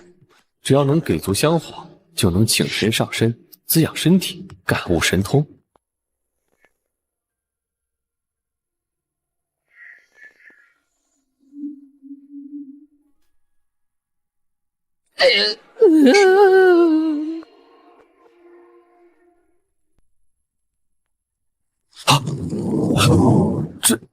这是什么玩意儿？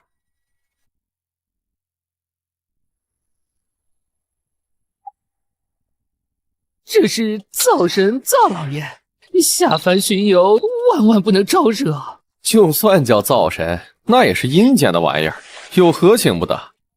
不就是香火吗？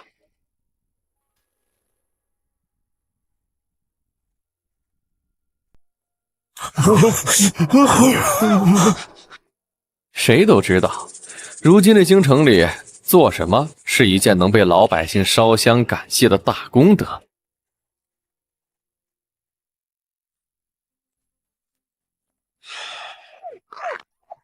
这坑爷的土鳖玩意儿，真的能给我福报？爷，我找的那位金门行的先生可是有真本事的。他亲口说，这小土狗今日给您带来了一桩货，日后说不定还您一份福报。行吧，缘分这玩意儿也真是奇妙，倒也顺眼了许多。狗爷，9号缝尸铺的那个傻子九又来了，说要见你。终于来了，快让他进来。狗爷，如今京城大灾应验，百姓嗷嗷待哺，需要煤。你有那一仓库煤在手，今冬必有大财。都是九爷的功劳。爷，外面冯氏铺的傻子九想见您，说要给你送一笔大财。一个冯氏铺的傻子，哪来那么大口气？不过听说这傻子九这段时间在京城行了不少邪性事儿，估计有点本事，就让他进来吧。你说要送我一笔大财，说来听听。今冬啊，京城有大灾，百姓将会无煤可用。狗爷本家乃是晋地最大的煤商，只需从晋地运一笔煤过来，既能解决京城煤炭大灾，又能打破于志堂商号的煤业垄断，拓展商途。我的出身来历，除了极少数人之外，都没跟别人说过。他是怎么知道的？你是怎么知道我有这能力运煤过来的？我们做小阴门行的，能接触鬼神，此番便是由鬼神所托。老子年轻时被黄皮子害过，这神神叨叨的事儿我信。行，煤的事儿我接了。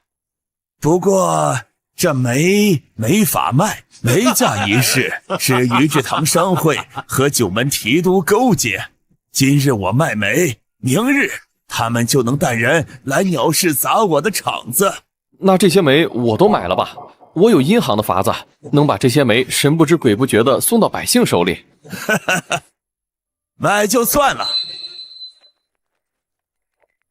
夫子说的一句话，我还是记住了的。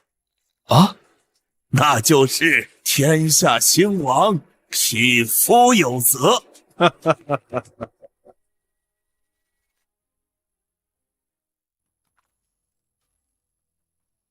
能让整个京城的百姓过冬的煤就这么送了，是真土豪啊！开始干活。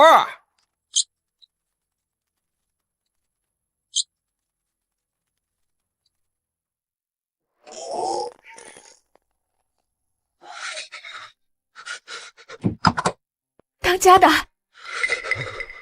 咱家要有煤了。家里的，咱别冲动抢煤铺。那官兵的刀可是快着呢，安分一些。等过了今年，我们还能生个大胖小子。没正经的，人家说的是这个叫林九爷的地头神仙正在攒功德，倍儿灵验，一拜就有煤了。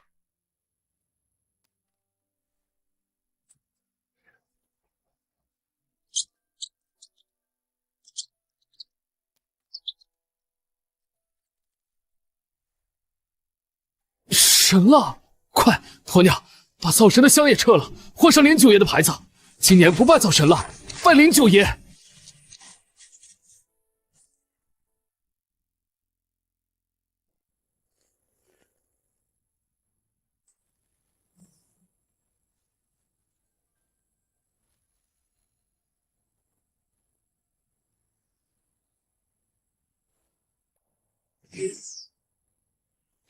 香火！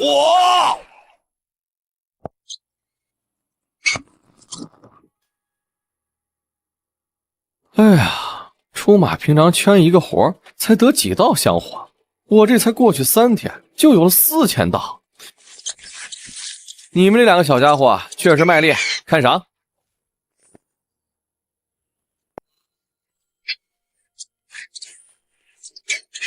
灶神常年享受万家灯火，区区4000道，不过是9牛1毛罢了。不如先投资黄小跑他们，以后工作起来也能更卖力一些。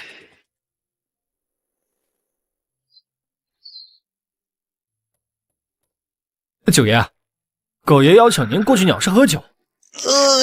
正好今日没事，去找狗爷唠嗑唠嗑。热！切，你这损鸟，大冬天的热什么热？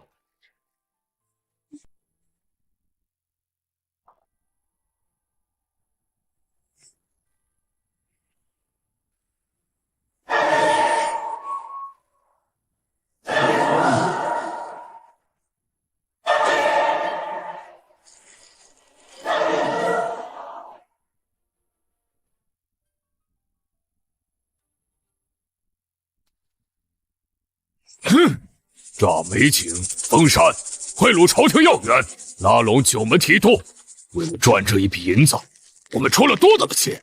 现在你们告诉我，京城里头上上下下，连路边的乞丐头里头都有了没？查，去查！当家的，我们查过了，那些煤是拜神拜出来的，没数、没价格、没摊子，没法应对呀。完了，都完了！高家煤之事若成，朝中获利者众，利益关系坚不可摧。但若是失败，墙倒众人退，朝中要员必然会和我们撇清关系。罪首商号当家于志堂，妖言惑众，罪大恶极，令就地诛杀。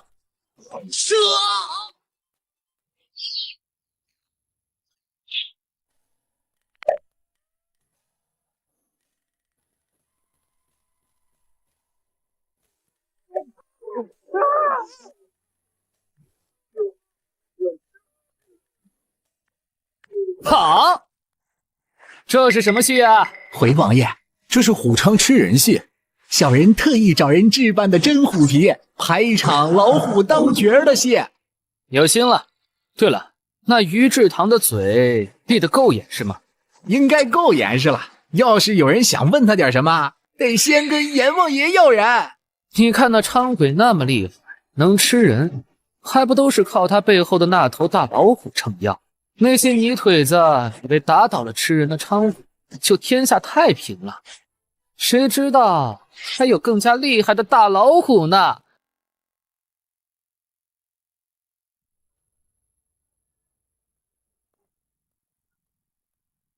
走水了！9号风师傅走水了！热！今日不赶巧，铺子里出了点事，狗爷的好酒是吃不上了。改日我带好酒登门道歉。九爷言重了。好端端的，为什么会着火？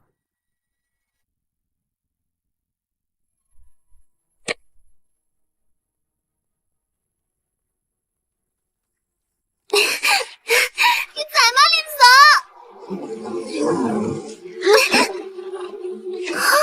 哎，谁让你往外跑的？我上次说再看到你翻墙怎么办来着？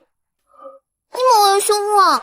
回屋去，今天不要乱跑，不然把你扛走当婆娘。不乱跑了，他好可怕！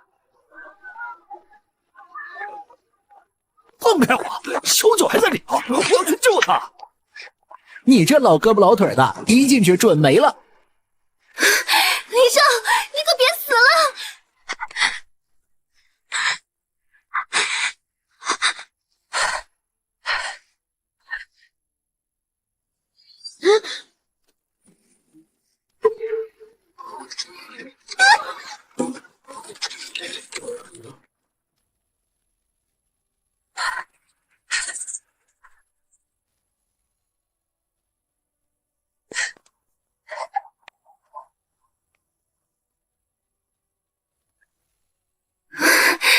李少，我救你出去。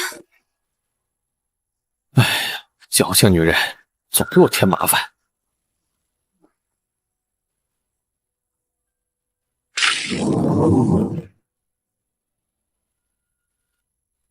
这场大火真是诡异呀！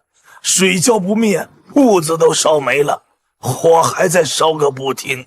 是不是傻子九招惹了什么邪祟？不然没这么个烧法。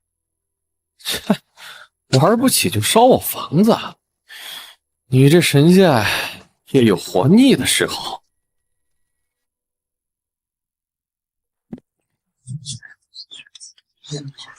9号风师铺走水了，怎么回事？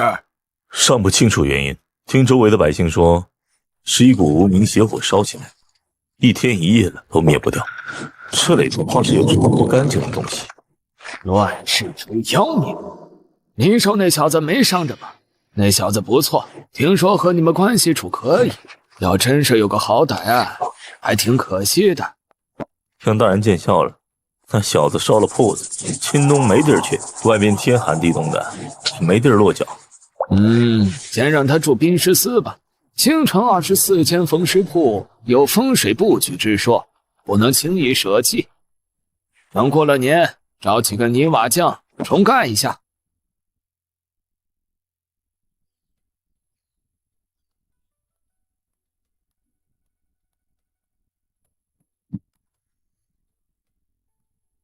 林胜，宾师司孙大人答应了，让你暂时在宾师司落脚。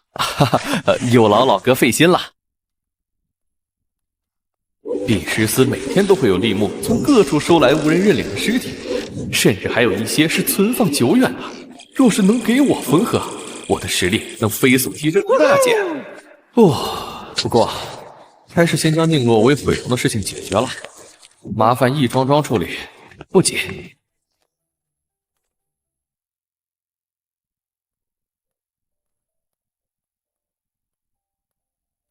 难看死了！你那缝尸术那么厉害，能不能帮我把这伤疤缝了？缝不了。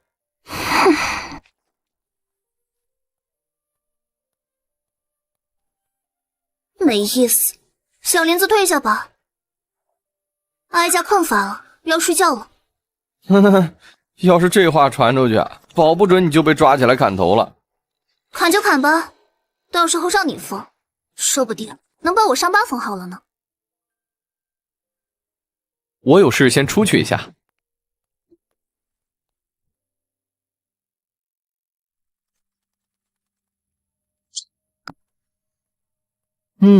看来上次的香火都消化了不少，提升巨大。将将，有什么事儿吗？京城所有会医术的仙家都叫过来，就说林九爷有请，谁不来，我就上门找他。遵命。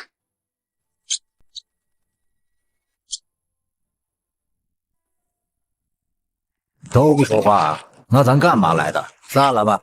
七爷这话说的，这不是大伙不知道怎么开口吗？那林九爷发邀，让全京城精通医术的仙家去一趟，不去的他自己来找。这林九爷也太拿自己当根葱了，一个刚立堂口的掌教，哪来的底气不将我们放在眼里？那林九爷近日一人解决了京城缺煤之事，揽下万民香火，一个活得的香火顶我几百年得的香火都多。还有这事儿，我说你们怎么一个个的都没精打采？使劲装，你看我信不信？你别忘了，你还欠别人一声爷爷呢。你那可起了事，不应是会遭雷劈。知道了，知道了，烦死了！赶明儿我去给他拜去。现在我们说的是要不要搭理那个林九爷。我打听到一个事儿，那林九爷的住处走水了，说是灶神恼那林九爷抢了他的香火，所以才动的手。京城口的仙家，谁不知灶神灶王爷那是真神仙，人家身上掉下一个火星子，都能把我们这些小仙砸死。现在居然对一个凡人掌教施展这么不入流的手段，烧别人的房子。我明天走一趟。我们也是。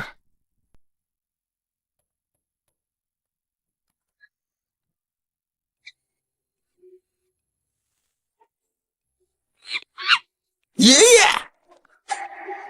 我去，谁是你这猴子的爷爷？快滚坐！这什么情况？大猴之前口出狂言，说要是九爷您能解决京城缺煤之事，就3叩9拜，称呼您为爷爷。好吧，既然你们都来了，就帮忙看看能不能恢复豆腐铺老板的伤。走吧。你这是想让我看看想吃什么动物的肉吗？哎，别闹，这些都是仙家来给你看病的。仙家能成吗？九爷，我这一辈子能在体内孕育3颗丹药，1颗我要留着保命，1颗我已用于贵人，如今还有1颗，并能去除豆腐西施被灶神火烫伤的伤疤，恢复容貌。只是好多好多香火啊！你把如此珍贵的丹药给我，我自然不会亏待你。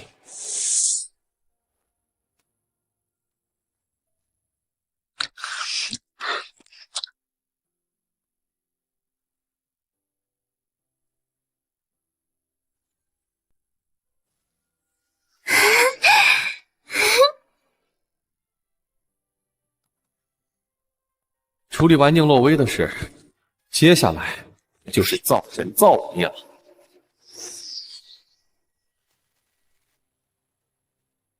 问阴。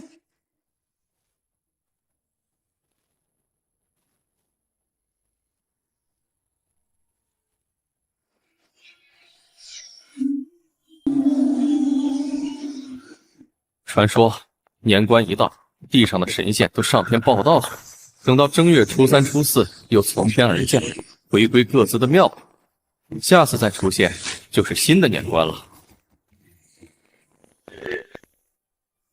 定个小目标，等明年年关，这京城里就没有灶神灶王爷了。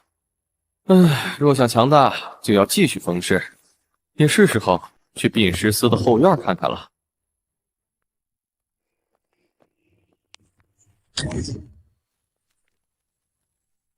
前院是办公的地方，在此记录京城内生死殡葬的所有事宜。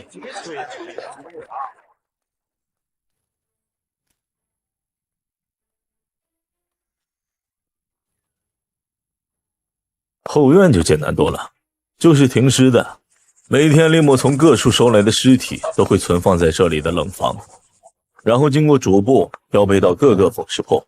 一般来说不会停超过2天，有点问题的会停久一些，大概10天半个月左右。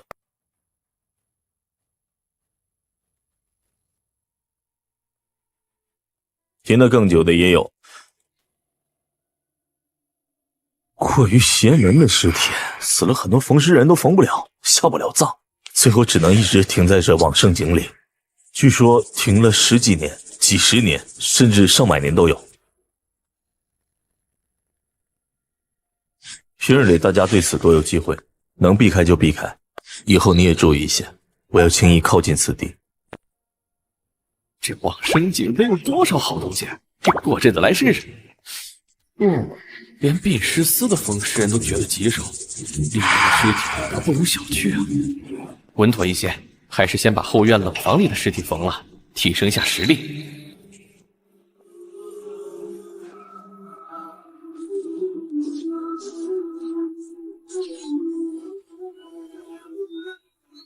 你获得你领悟观天象，你领悟脸容。明晚就去往生井试试。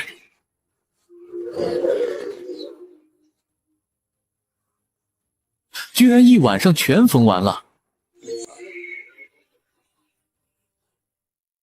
你说这冯尸是不是也有上瘾的？才过去几天呢，后院积压的上百具尸体，愣是让他一个人给缝完了。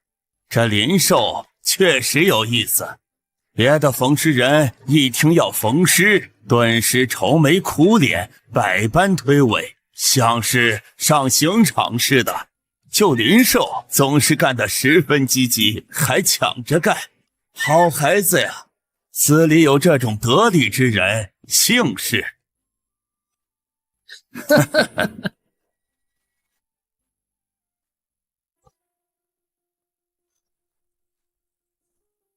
这一共18道锁，错不了，是失传已久的前朝宫廷工艺，集能工巧匠之大成。若是开锁技艺不行，只能望干瞪眼了。幸好我开锁术领悟的不错。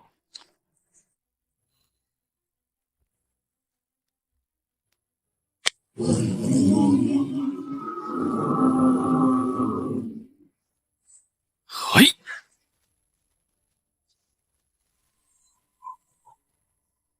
哎呀，不愧是往生井，看着就离谱。稳妥一些，用6爻金钱卦测一测吉凶。起，要是再把我算进去呢？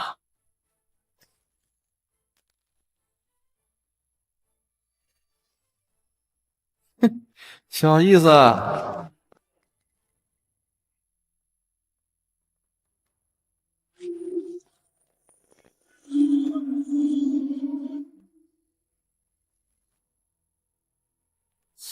殡尸司卷宗上查到，10年前有一位高人送过一具尸体下往生井130丈，也就是500米左右，就无法继续下行。越往下越冷，500米已不是寻常人能至，下送时只能以铁索下吊。高人曾在500米深，再往下看500米，仍不见底。就算按1000米算，平均10米就有7、8口棺材，最后少说也得有1000具尸体了。要是都给我缝，简直是发达了。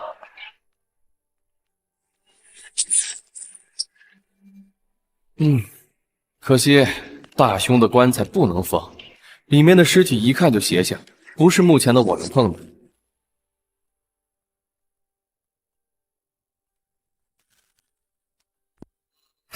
这个可以。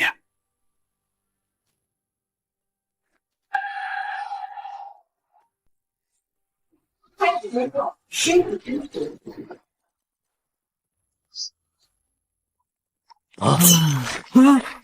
我只是想睡一会儿，怎么马在悬崖上跑了？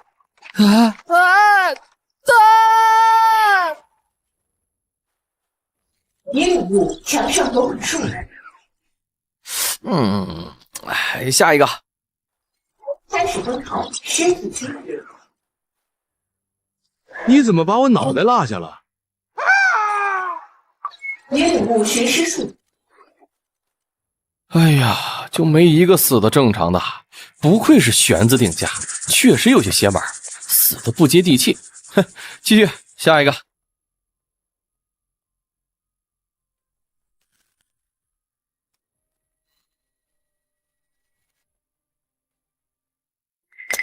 哎呀，要不要开呢？哎呀，不管了，当断不断，反受其乱。既然卦象不是大凶，就证明有机会。给我开！浩然正气，好重的杀气，幸好我有准备。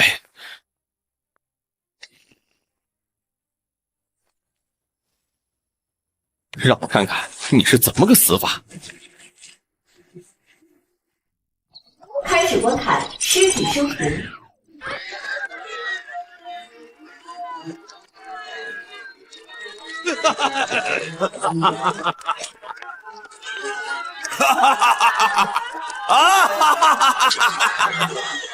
你，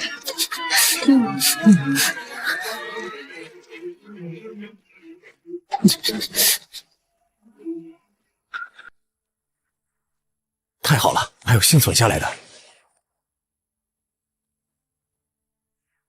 可怜的孩子，以后就跟我学艺走镖吧，也算是学一门过活的本事。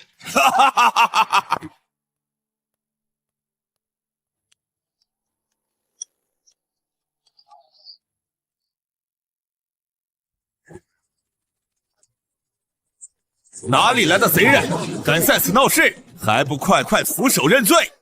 苍生10年，昔日的响马抢足了钱财，摇身一变成了富商地主，乡绅官爵，昔日的受害者成了人人喊打的贼人。既然如此，那就杀吧！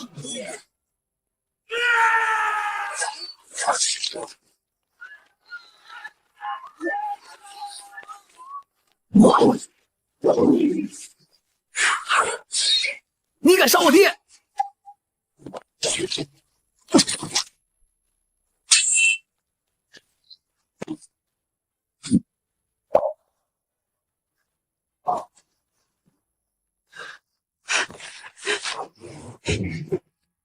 今日我为父报仇，杀你父亲，说日后有本事来找我报仇就是。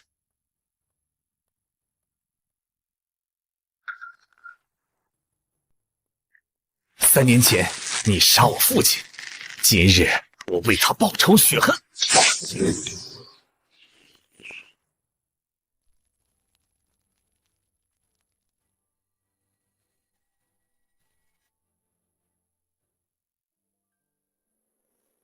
唉，江湖没有侠，有血便是仇。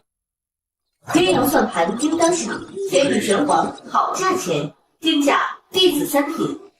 你获得礼物杂件，人物5神招式加附。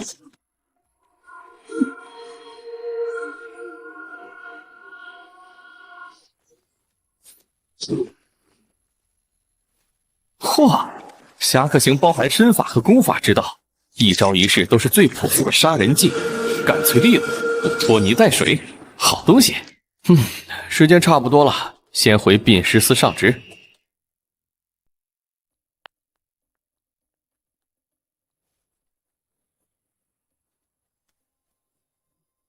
怎么又上这据点来了？上次不是暴露了，让六扇门抽了一回吗？你懂吗？这叫灯下黑。最危险的地方就是最安全的地方。人来过一次，第二次就不会来了。别偏嘴，我看就是弘仁堂被太医院抽了，不仅咱那天雄计划失败，敛财的手段也少了。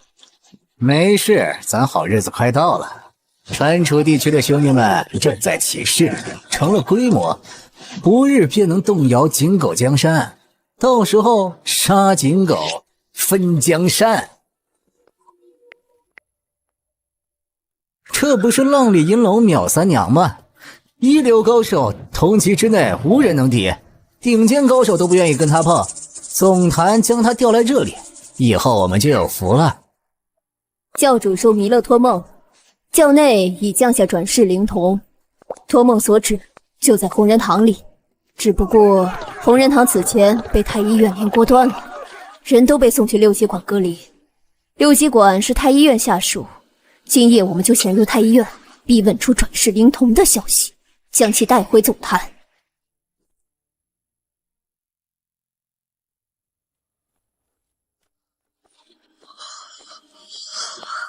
偏偏这个时辰走这条道，未免日后麻烦，只能杀了你灭口。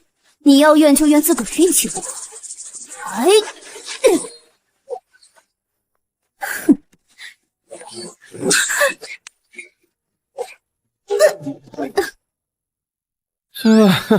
我还以为出来买个早点碰上个能练练手的，结果什么臭鱼烂虾。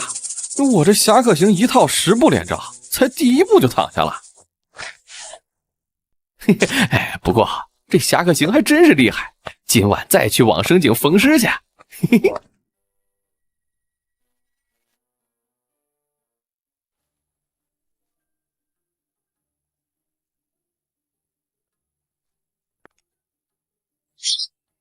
银鞍照白马，飒沓如流星，剑长6尺，做不了。是百雷教的浪里银楼秒三娘。秒三娘不在我之下，和他交手，胜负无误开。但看这伤势，和上次张天恨遭遇一样，都是一招蛮力。这神秘的大师手段越发厉害了，就是不知道是敌是友。是敌是友又有什么区别？不过天牢里的血手人头张天恨算是有伴的。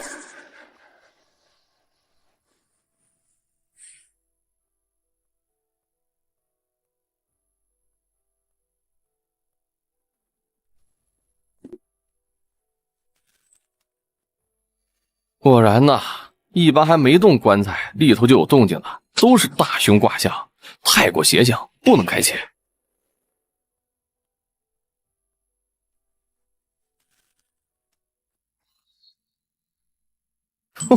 可开。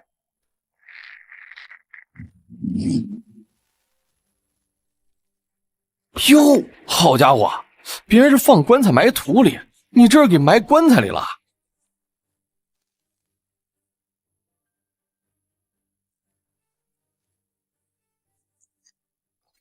观看尸体生平。听说你是个民间能人，精通造价预算，经验丰富，严格控制每一个工程的用工用料。是的。真不知道谦虚，哪有人能那么准的？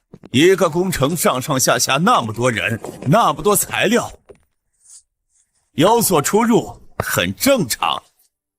你说是不是？别人或许这样，但我不用。一个工程要多少工多少料。工程建完那天，我保证1块赚不多，1块赚不少，正好。好大的口气！这里有一段长城的修关工程，你给一个精准的预算，要用多少砖？多1块砖少1块，我就砍了你的头。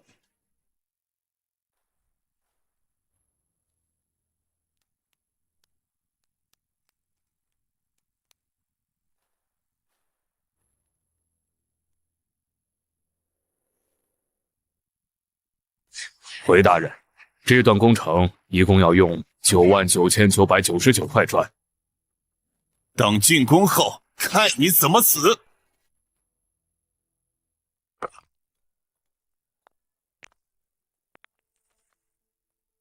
还剩几块砖呀？大人，1块不剩，刚好。你去其他地方找来1块砖，就说是剩下的。我这就去。多了1块砖，你还有什么可说的？那块砖是定城砖，不能搬动，否则长城会塌掉。滑天下之大稽，信口雌黄，想脱罪，没门儿！多算了1块砖，浪费国库钱财，当斩！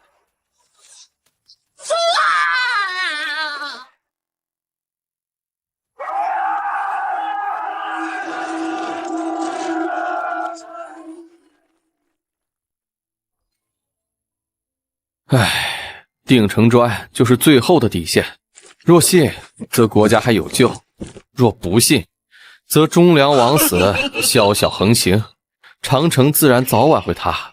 可惜了，这么一个人才枉死。你领悟万里长城术。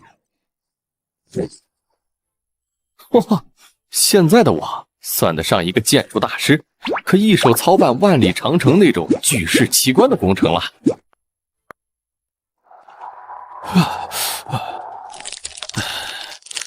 凭我现在的实力，最多只能下到100米深，再往下就要被冻死了。也不知道那位高人是怎么做到下行500米的。以后再来看看吧。正好过2日，9号缝尸铺就要动工重建，以前设计的风水不行，这次就由我自己操刀，设计一份施工设计图吧。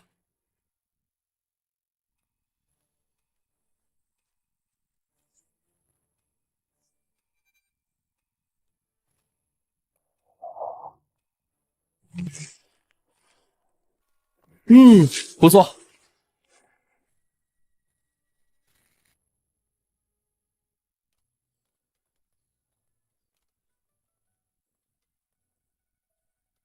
你就是9号缝尸铺的现任主人吧？来，给你看看我的精心之作。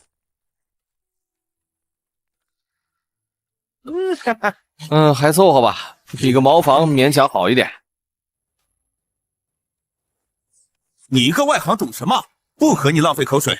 不信，你看看我这图纸。这是大师之作，设计的好，设计的妙。老哥还觉得我刚才说的话有问题吗？有问题，哪里是比茅厕好一点？分明是连茅厕都不如。那就麻烦老哥了。放心，一切顺利的话，半个月你就能住进新铺子了。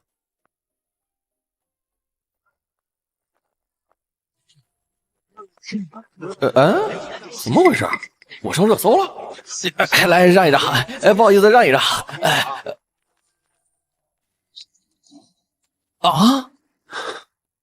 昨晚几个挖地基的卯子工挖好了坑，就回去休息了。今早一过来，往地里头一看，就发现底下长了这只手，搞不好是闹了邪祟。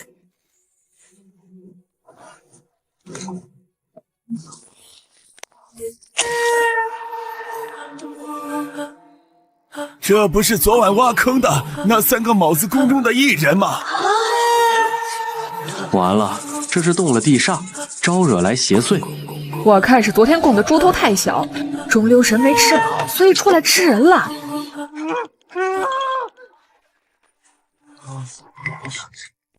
各位也知道我林九爷的名讳，要是有鬼祟，我林寿一铲子就能平了。也对，9号冯师傅的九爷可是平了不少邪性事儿，这一点算不了什么。麻烦2位今天继续动工。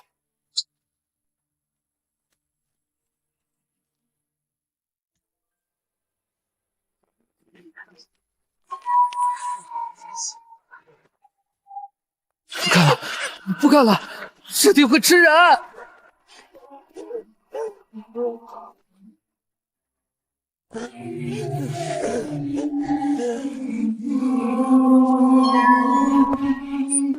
别过来，老三！我知道你死得冤，我不是有意害你的，你别变成鬼来害我，饶我一命！啊！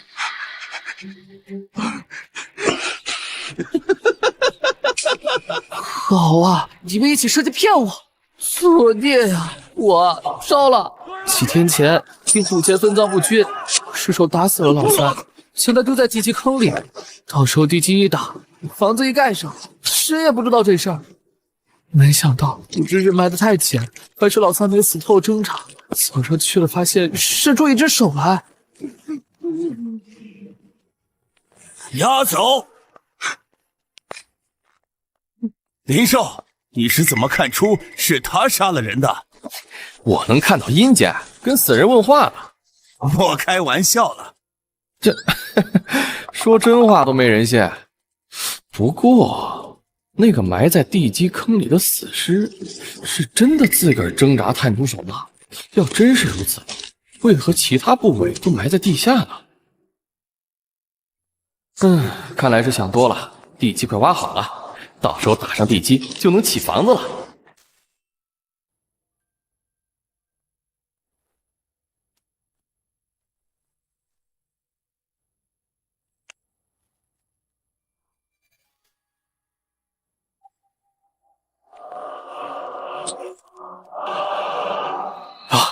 杀神俯首，在星照面，比大凶还要恐怖。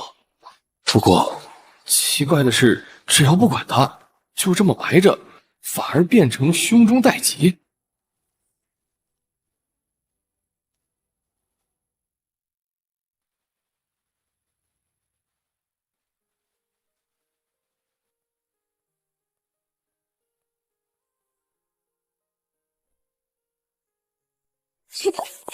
我帮你们上了。